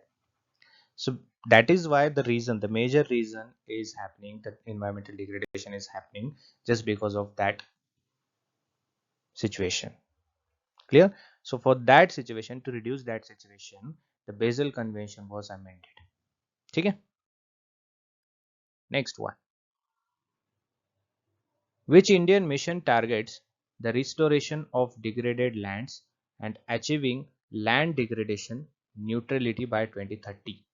Jal Shakti Abhiyan, Green India Mission, National Mission or Green India, or Born Challenge?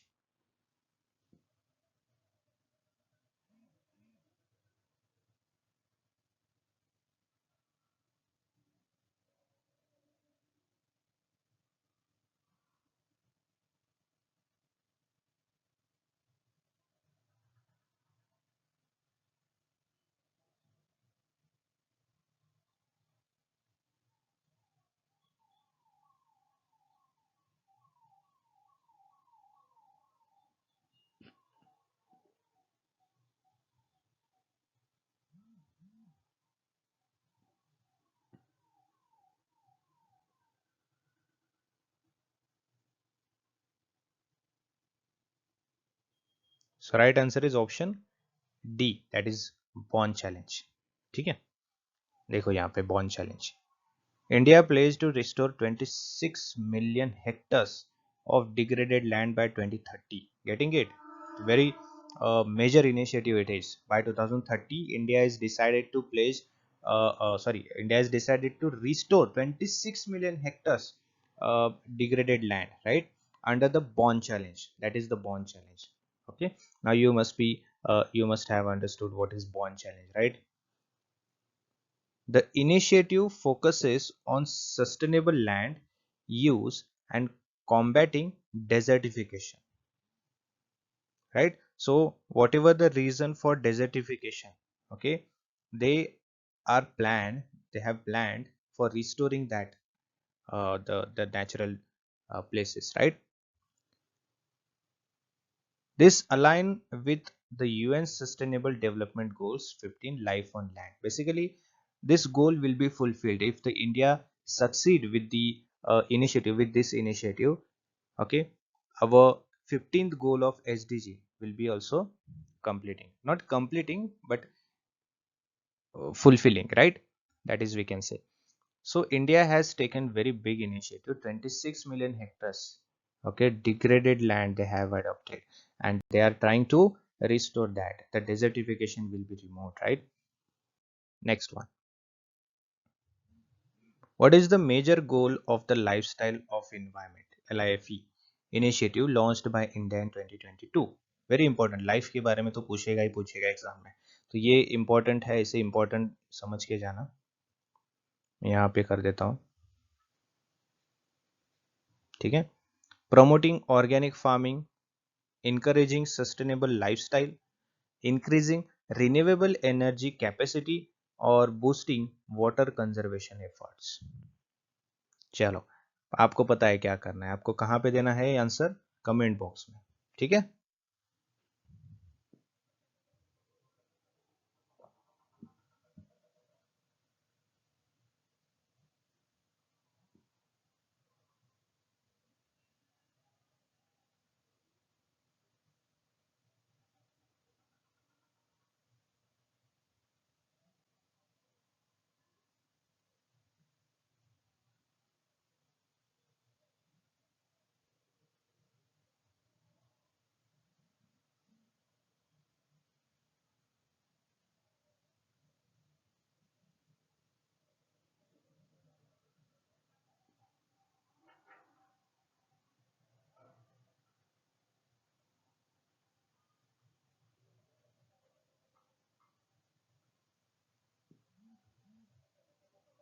So right answer is option B, encouraging sustainable lifestyle.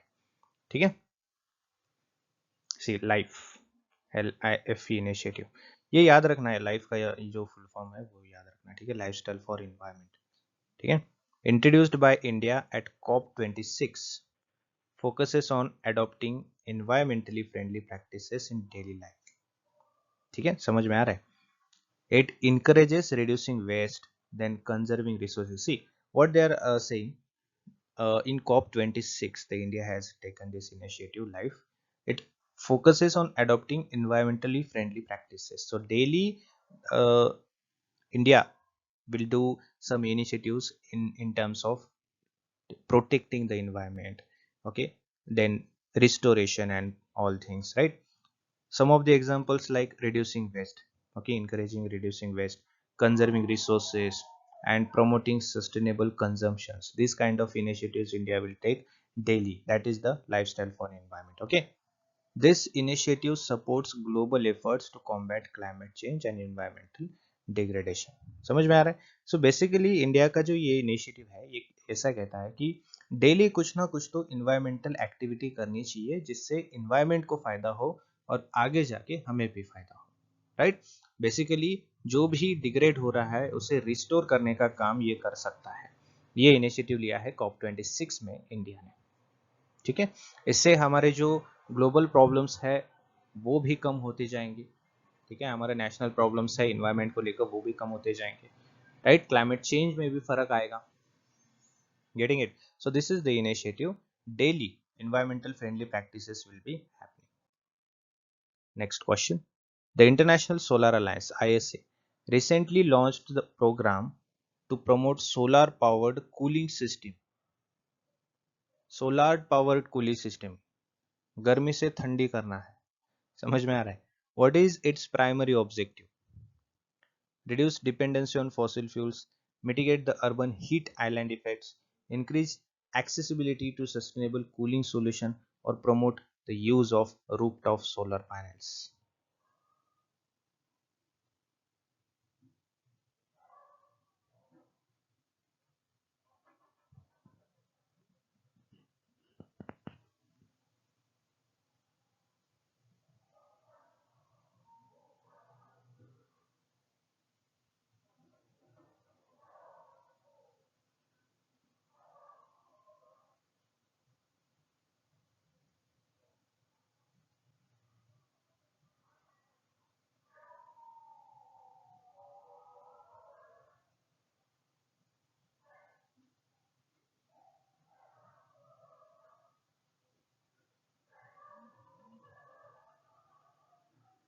So the right answer is option C, increase accessibility to sustainable cooling solutions.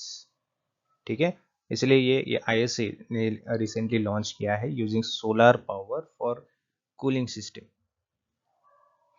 See, the ISA's new initiative on solar powered cooling system aims to provide affordable energy efficient cooling option, especially in tropical countries. है ना, क्योंकि वहां पे tropical countries में सूरज की जो power है ज़्यादा आती है ना, मैंने रिसेंट जो लेक्चर है उसमें भी समझाया था. It addresses rising energy demands due to global warming while promoting renewable energy integration. This aligns with SDG 13 on climate action. Okay, so this is very good initiative actually, you can say, cause you all know that AC का जो use है बहुत बढ़ जा रहा है ना. उसकी वजह से जो AC तो अंदर हवा देता है लेकिन बाहर जो गर्मी फेंकता है, that is very dangerous one. Okay, if this initiative will be succeed then वो तो प्रॉब्लम कम होता जाएगा. ठीक है, नेक्स्ट.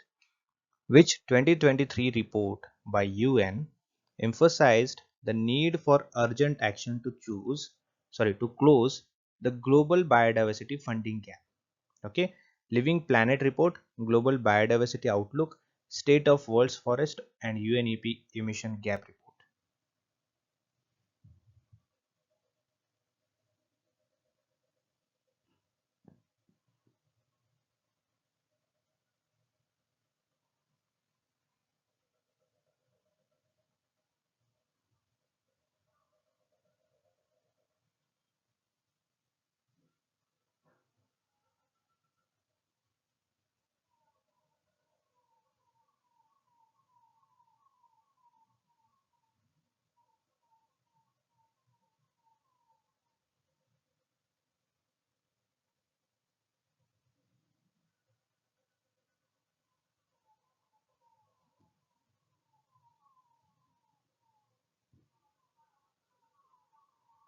चलो फटाफट आंसर देना है सबको, कोई भी रुकना नहीं चाहिए, आंसर तो आना ही चाहिए. ठीक है, so right answer is option B, Global Biodiversity Outlook.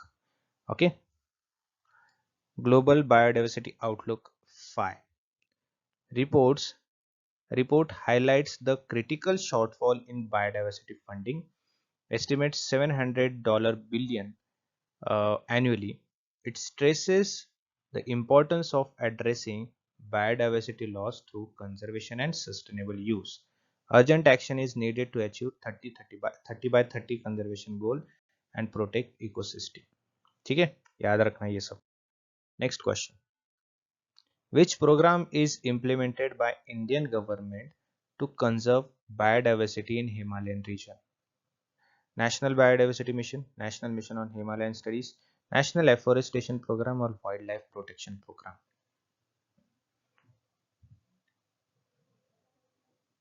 एक चीज याद रखना, आपकी जो आने वाली एग्जाम है उसके लिए आपका खुद का प्रिपरेशन बूस्ट अप कर सकते हैं रिवाइज करके. Revise is very important. ठीक है, जितना अभी आप तो न्यू कंसेप्ट सीख नहीं पाओगे, तो revision is the key. Okay, revision करने के लिए आप ये कर सकते हो. ठीक है, ज़्यादा से ज़्यादा प्रैक्टिस करना पड़ेगा आपको. ठीक है। तो प्रैक्टिस के लिए जो MCQs वगैरह है 5000 प्लस MCQs जो है आपको मिल सकते हैं, ठीक है। अभी के अभी ये जो नंबर दिया है यहाँ पे कांटेक्ट करके आप वो 5000 MCQs ले सकते हो और रिवाइज कर सकते हो। डेफिनेटली आपके एग्जामिनेशन में उसमें से ही क्वेश्चंस डायरेक्टली इनडायरेक्टली पूछे जा सकते हैं। ओके, सो जल्दी करो। Right answer is option B, that is National Mission on Climate Studies, ठीक है। See, National Mission on Himalayan Studies NMHS focuses on protecting biodiversity, ठीक है, promoting sustainable livelihoods, addressing environmental challenges in Himalayan region. So basically the target of this mission or target of this studies is basically for the Himalayan regions. Okay, the biodiversity is there in a Himalayan region that should be protected. Okay, and the focus on protecting the Himalayan biodiversity, this mission was started. It supports research and development projects to conserve the fragile ecosystem of the Himalayas. Getting it? Next, what is the focus of G20 Environment and Climate Sustainability Working Group in 2023? Marine conservation, water resource management, land restoration and curricular economy, or transitional to hydrogen energy?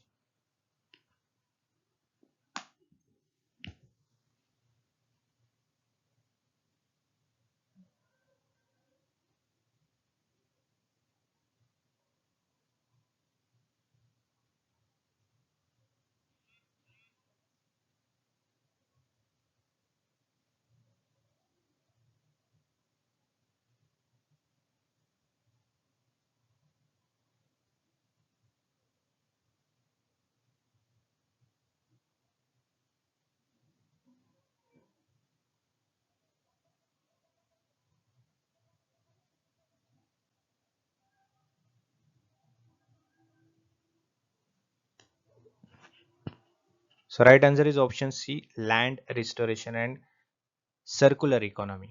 ठीक है. Under India's presidency in 2023, the G20 Environment and Climate Sustainability Working Group prioritized land restoration and circular economy models. The group emphasized sustainable development and resource efficiency to combat climate change and biodiversity loss. Okay, next question. Which international initiative promotes the conservation of wetland and sustainable use of their resources? Okay, Ramsar Convention, Bonn Challenge, Cartagena Protocol, or Stockholm Declaration?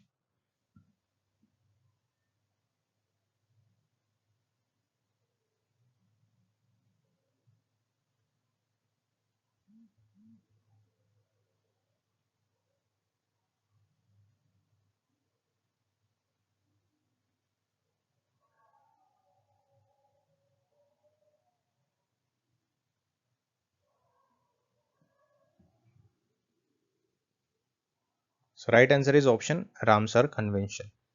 ठीक है. See, Ramsar Convention established in 1971. Okay, focuses on protection and sustainable management of wetlands globally. ठीक है. It recognizes wetland as critical ecosystems for biodiversity and climate regulations. ठीक है. India का जो है, India has 75 Ramsar sites, the highest in South Asia, emphasizing the commitments to wetland conservation. ठीक है. Next question.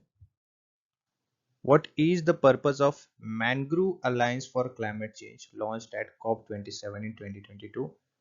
Restoration of coral reefs, conservation of mangrove ecosystem, development of coastal cities, or mitigation of ocean acidification?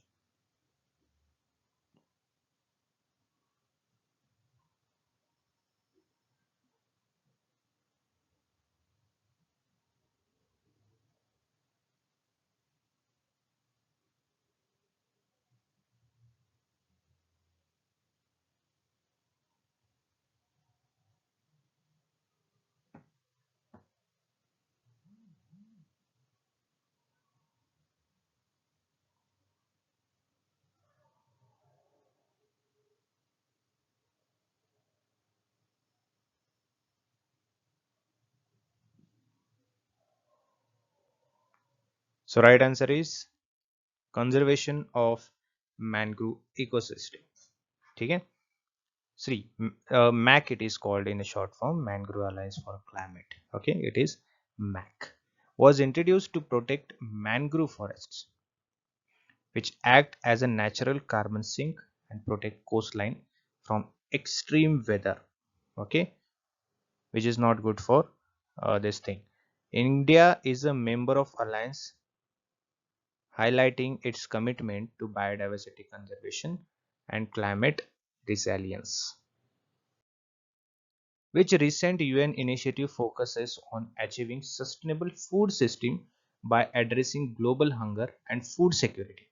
Zero Hunger Challenge, Sustainable Agricultural Forum, Food and Agricultural Action Plan, or Global Food Security Initiative?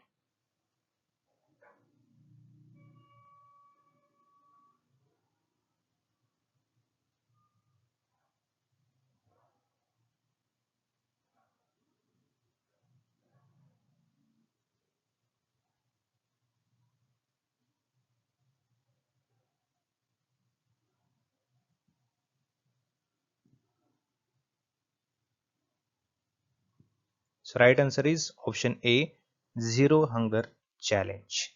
Okay, see, Zero Hunger Challenge launched by UN aims to eradicate hunger, malnutrition, okay, food security globally. Then it focuses on sustainable agriculture, reducing food waste, improving food production system, and aligning with SDG to zero hunger. So basically, by this challenge or by this initiative, the SDG's second goal is going to be fulfilled. Right? Remember this. Okay. Next question. Which India scheme focuses on providing affordable and clean drinking water to every rural household by 2024? Jal Jeevan Mission, Jal Shakti Abhiyan, Swachh Bharat Mission, प्रधानमंत्री आवास योजना.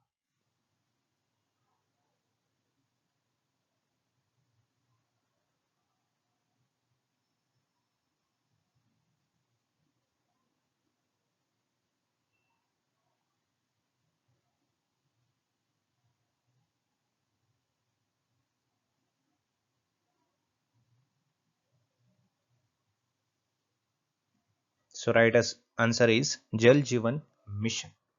ठीक है? See, Jal Jeevan Mission was launched in 2019 to provide functional tap water connections to every rural household by 2024. ठीक है? The mission ensures safe and adequate drinking water while promoting sustainable water resources management. ठीक है?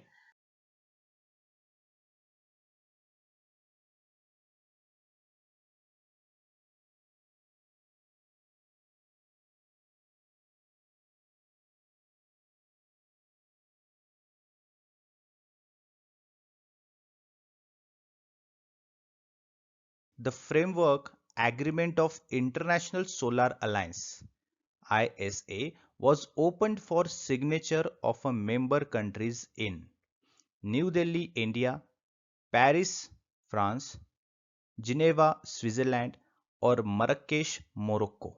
Okay, you need to answer to this question in a comment box. Just give your answer in a comment box. 1, 2, 3, 4, or A, B, C, D, whatever it is. Just give your answer in a comment box. Okay, I'm giving you 10 seconds for this. Come on, everyone.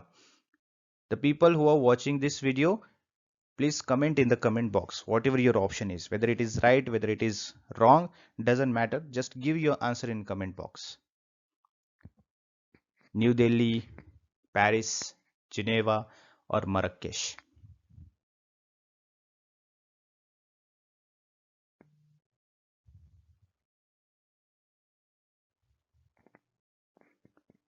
International Solar Alliance, which is very important for your examination, right? So the right answer is option 4, that is Marrakesh, Morocco. Getting it? The correct answer is option 4 or option D, you can say.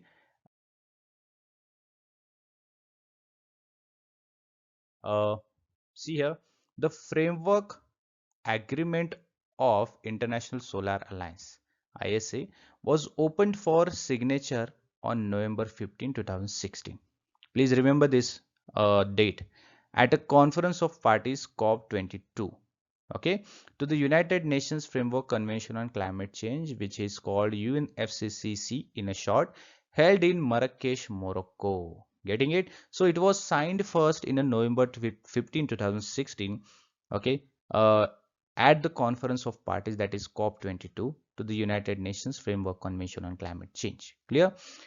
In October 2020, the Assembly approved institutionalizing ISA's engagement with the private and public corporate sector through the Coalition for Sustainable Climate Actions, that is CSCA.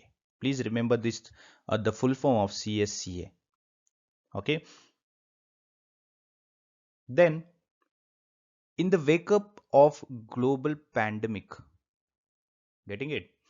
ISA responded by setting up ISA Cares, okay, like PM Cares in India, okay, which was in a news in a pandemic period, an initiative dedicated to the deployment of solar energy in a healthcare sector. Getting it? In a pandemic scenario, in a pandemic situation, ISA decided to provide help to the healthcare sectors by providing or by giving the help like solar energy, deploying the solar energy in the healthcare sector, right? The initiatives aims to solarize one primary health sector in district of the largest member countries. Getting it? In a pandemic situation, that was the biggest help from the ISA. Clear? The ISA has recently signed a tripartite agreement with the World Bank and the Government of India, is now actively involved in preparing a vision and implementation plan on a one sun, one world, one grid. One sun, one world, one grid with World Bank and Government of India. Getting it? Remember this. Initiative to harness the power of interconnected grids for enabling energy transitions to a low carbon world. Getting it? So many points are here in this explanation, okay, from ISA. ISA has helped the healthcare sector in a pandemic situation. Now ISA have signed with the new agreement, which is with the World Bank and Government of India. Okay, one sun, one world, and one grid. Remember this. Clear? Let's move to the next question. What is the correct chronological order of sequence from older to newer from the following agreement, summit, and protocols? Getting it? Paris Agreement is there, Montreal Protocol is there, Kyoto Protocol is there, and Rio Summit is there. What we need to do? We need to correctly match those, or not match those. We need to arrange in a chronological order, okay, sequentially. Options are given here: A, B, C, D. That means first is agreement, Paris Agreement, then Montreal, then Kyoto, then Rio Summit, or B, D, C, A, or A, C, D, B, or B, C, D, A. Whatever it is, just give your comment in a comment box. Clear? I am going to tell you what is the correct answer, but try to answer by yourself first.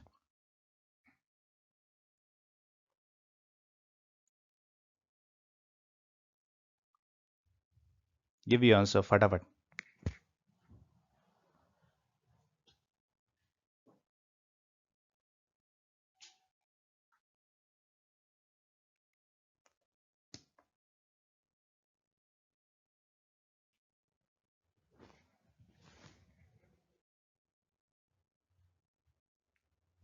Okay, so what could be the correct answer? Option B, or you can say option 2, BDCA. That means Montreal Protocol, then Rio Summit, then Kyoto Protocol, and then Paris Agreement. Clear? See here, Montreal Protocol. Okay, so what is Montreal Protocol? It is an international treaty which was designed to protect the ozone layer. So Montreal Protocol is related to totally ozone layer. Okay, phasing out the production of numerous substances responsible for ozone depletion. So whatever the components which are responsible for reducing, or we can say which are responsible for ozone depletion, okay, those productions should be reduced. Okay, the emissions should be reduced which are harming, or we can say impacting the ozone layer. Clear? It was agreed on 16th September 1987. Clear? And entered into force on 1st January 1989. Clear? Remember these dates and the relation of Montreal Protocol to ozone layer. Clear? Rio Summit then. Okay. United Nations Conference on Environment and Development, UNCED. Basic thing, you need to remember this full forms. Also known as Rio Conference or Earth Summit. Clear? Was a major United Nations conference held in Rio de Janeiro from 3rd June to 14th June 1992. Rio de Janeiro was the place and the date from 3rd June to 14th June 1992. Okay, getting it? 1992 after the Montreal Protocol. Clear? The summit led to development of the following documents like a Rio Declaration on Environment and Development, Agenda 21, Forest Principles. On these points or these initiatives, it was working. Okay. Then Kyoto Protocol is there. Okay. Kyoto Protocol is also international treaty which was that was extended the 1992 United Nations Framework uh, Convention on Climate Change that commits state parties to reduce greenhouse gas emissions based on scientific consensus that global warming is occurring and that human-made CO2 emissions are driving it. Okay, it was adopted in Kyoto, Japan. Kyoto basically it is the city in Japan on 11th December 1997 and entered into the force 16th Feb 2005. Getting it? Kyoto Protocol, which was signed in 11th December 1997, which was came into force on 16th Feb 2005. Okay. Then Paris Agreement is there. It is often referred to as Paris Accord or Paris Climate Accord, an international climate change treaty. It was adopted in 2015. Getting it? And the agreement covers climate change mitigation, adoption, and finance. Clear? I hope you understood all the things from these all the international treaties and initiatives. Clear? Let's move to the next.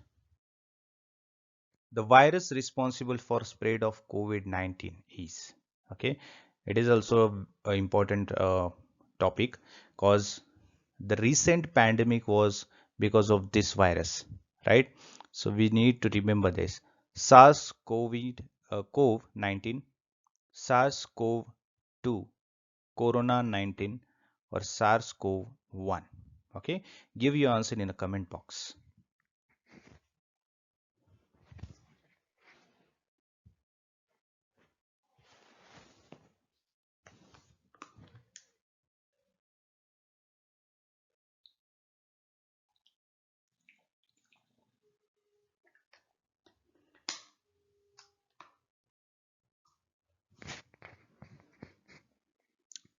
You must remember because we all are the people who have faced this situation, right?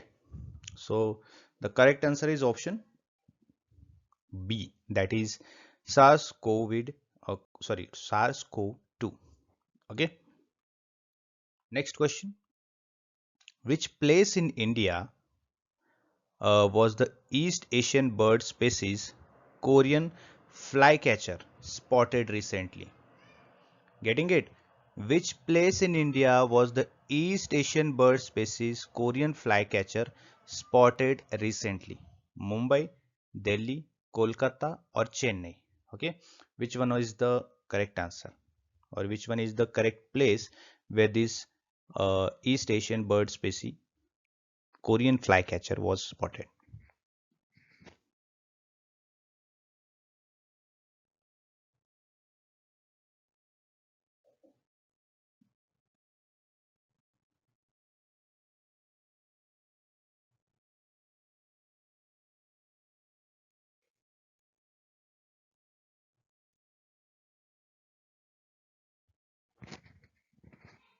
Everyone should give answer in a comment box. Okay, so the right answer is option D, Chennai. Okay, see, The yellow-rumped flycatcher, also known as Korean flycatcher. Getting it? Yellow-rumped flycatcher, that is also known as Korean flycatcher, or the tricolor flycatcher is the bird species found in East Asian countries like Mongolia, Transbaikal, southern China, Korea, and Japan. Okay. Recently, the bird was spotted in Nanmangalam forest in Chennai. Please remember this. Nanmangalam forest in Chennai, Tamil Nadu. Due to their stable population, the species has been classified as least concern as per IUCN. Okay. So what is IUCN? It is, I'll tell you, it is International, okay, Union for Conservation of Nature. Okay, that is IUCN. Okay, International Union for Conservation of Nature. Clear? So it was spotted in Chennai, and that bird is considered as the least concern now. Okay, as per the IUCN. Next question. As per recent study, that is the reason for atmospheric mercury pollution of Peruvian Amazon. Okay, what is the reason for atmospheric mercury pollution of Peruvian Amazon? Clear? Coal mining, gold mining, copper mining, or industrial emission. Clear? A, B, C, D. The options are given here. You can see on your screen. Just give your answer in a comment box only. And in the last or in the end of this session, you can share your score, whatever you got in this lecture, like as per the same as the examination pattern is there. Like if you answer correctly, you will get 2 marks, right? So how many questions you have given correctly, the answers you have given correctly into 2. Okay, for example, if you have given the 5 correct answers, 5 into 2, that means you got 10 marks. Okay, that is how you need to share your score on in a comment box. Okay.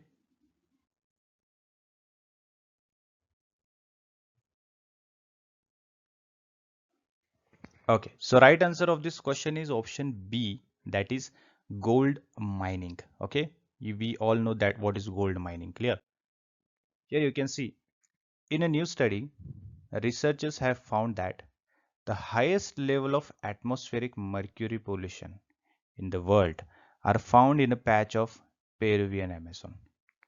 Getting it? That is suggested, and that is clearly defined in a research, okay, that have been studied, that highest level of atmospheric mercury pollution is coming from, or it is found in the patch of Peruvian Amazon.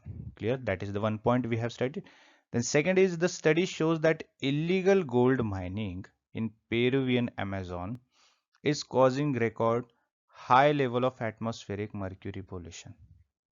Okay, so major reason for the mercury pollution emission, okay, is the illegal gold mining practices which is done in the Peruvian Amazon. Clear? Birds from these areas have up to 12 times more mercury in their system than birds from less polluted areas. Getting it? So basically the nature is impacting due to these illegal activities which is done by the humans, the anthropogenic activities that are impacting very badly in the environment. The one of the example is the gold mining, the illegal gold mining in the Peruvian region. Okay, next, which of the following statement are correct? Bitarkanika mangroves are the second largest in Indian subcontinent. Then second statement is saying mangrove swamps also occur in intertidal mud flats on both sides of the creeks in a Godavari Krishna deltaic region of Andhra Pradesh. Third statement is saying mangroves of Pichavaram and Vedaranyam are degraded mainly due to construction of the aquaculture ponds and salt pans. Okay, select the correct options from the codes given below. You need to answer whether these three statements are correct, whether only 1 and 3 is correct, whether 2 and 3 or 1 and 2. Okay, give your answer in a comment box.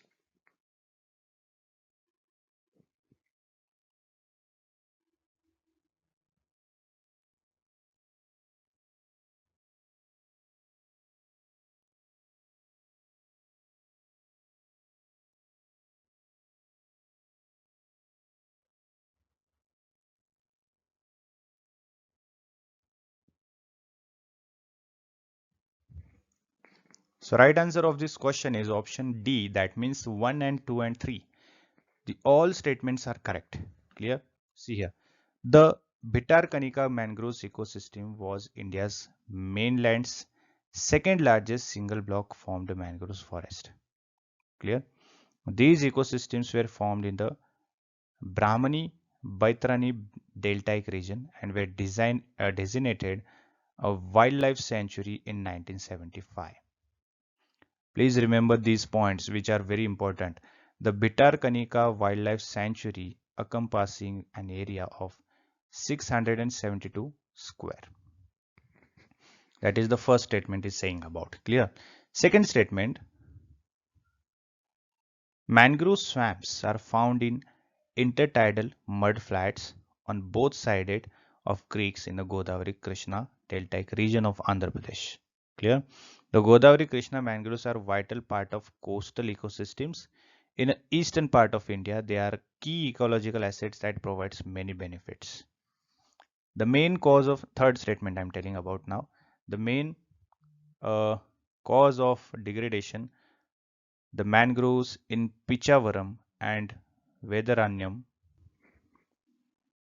is the construction of aquaculture ponds and salt pans. Other factors that contribute to the degradation of mangrove forest includes deforestation of aquaculture farming, then over-harvesting of mangrove trees, coastal development, pollution and climate change. These are the impacting factors, or we can say the components which are impacting more. Clear? Okay, next is Aichi targets were adopted by which of the following? Convention on Biological Diversity, a Johannesburg Summit, then Local Agenda 21, and none of these.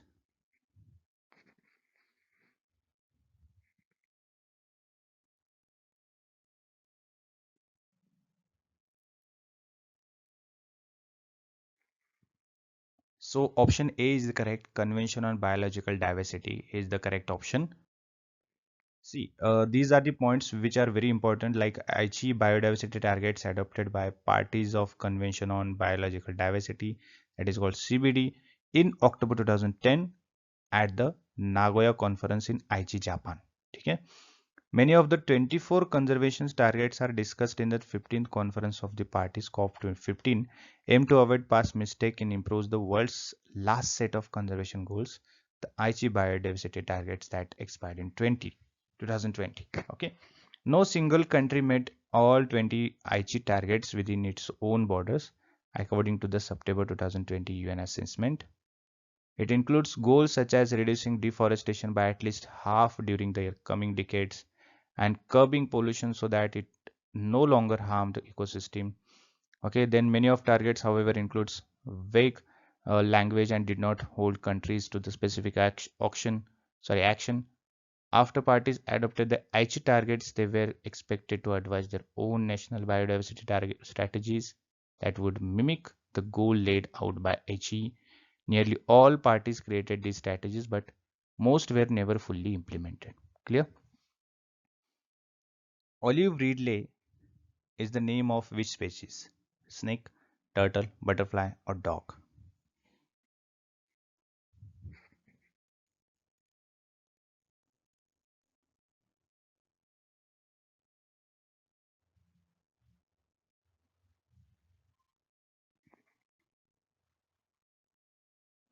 So option B is the correct answer, that is turtle.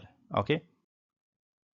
See, the Ridley sea turtle is there, that the scientific name of this is Lepidochilais olivacea, is known commonly as Pacific Ridley sea turtle. Clear? Remember these names because these are very important. Okay. Sea turtle is a species of turtle in a family Chelonidae. Okay. What it's pronounced? Chelonidae or Chelonidae, whatever it is. Okay. The species is the second smallest and the most abundant of all sea turtles found in the world. Getting it? That olive ridley turtle or sea turtle migrates in a large number from November every year for mating and nesting along the coast of Orissa most of the time. Orissa. Clear? Odisha government announced the decision to stop missile testing at a Wheeler Island of Odisha coast during the olive ridley nesting season from January to March. Okay, and also Odisha government has already banned fishing across that section of the coast November 1 till May 31. Clear? Next, how many countries will participate in COP28? 198, 199, 10 or 5?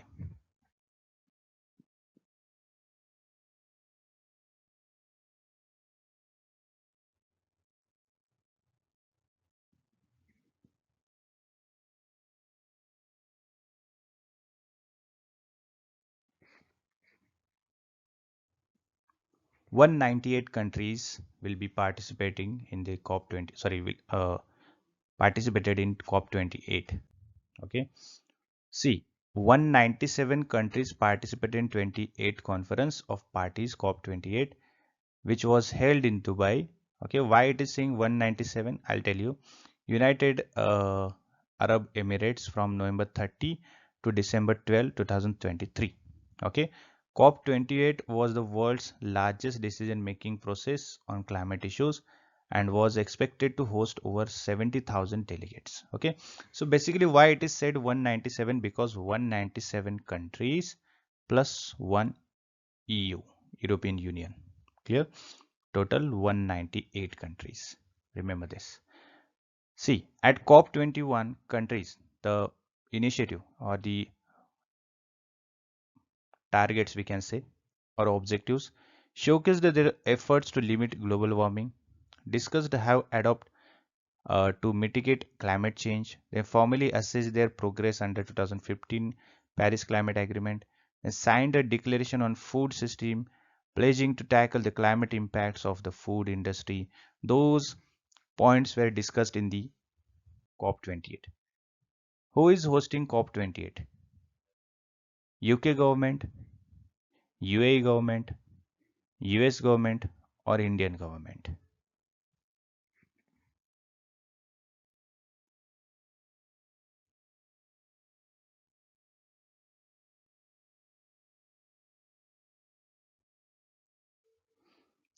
So basically it was hosted by the United Arab Emirates government, UAE government. Okay. See, UAE hosted 28th United Nations Climate Change Conference COP28 from November 30 to December 13, 2023. Location was the conference was held at Expo City in Dubai. President Sultan Al Zabar, the head of UAE's state oil company, was the president of the conference, and the participants, over 85,000 participants attended, including head of the state, government, national delegations, civil society, business, indigenous people, youth, philanthropy, and international organizations. Okay, the COP conference is an annual event. Okay, uh, where government agrees on policies to limit global temperature rises and adapt to climate change impact. Okay, next question. The primary greenhouse gases in Earth atmosphere are water vapor, carbon dioxide, methane, nitrous oxide, and ozone, that we all know. Which country tops the most emitter in countries? India, United States, Russia, or China? Very interesting question. Give your answer in a comment box.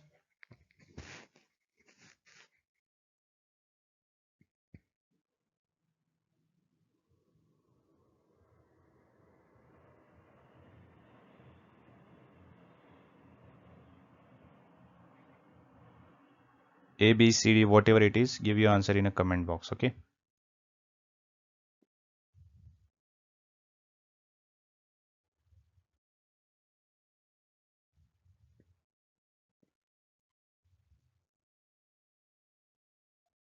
Okay. So the right answer of this question is option D, that is China. Okay. The greenhouse gases include water vapor, carbon dioxide, methane, nitrous oxide, and ozone. According to the latest data, the top emitters by Netherlands Environment Assessment Agency are China, that is 28.6%, USA 16, India 5.8, Russia, then Japan. Okay.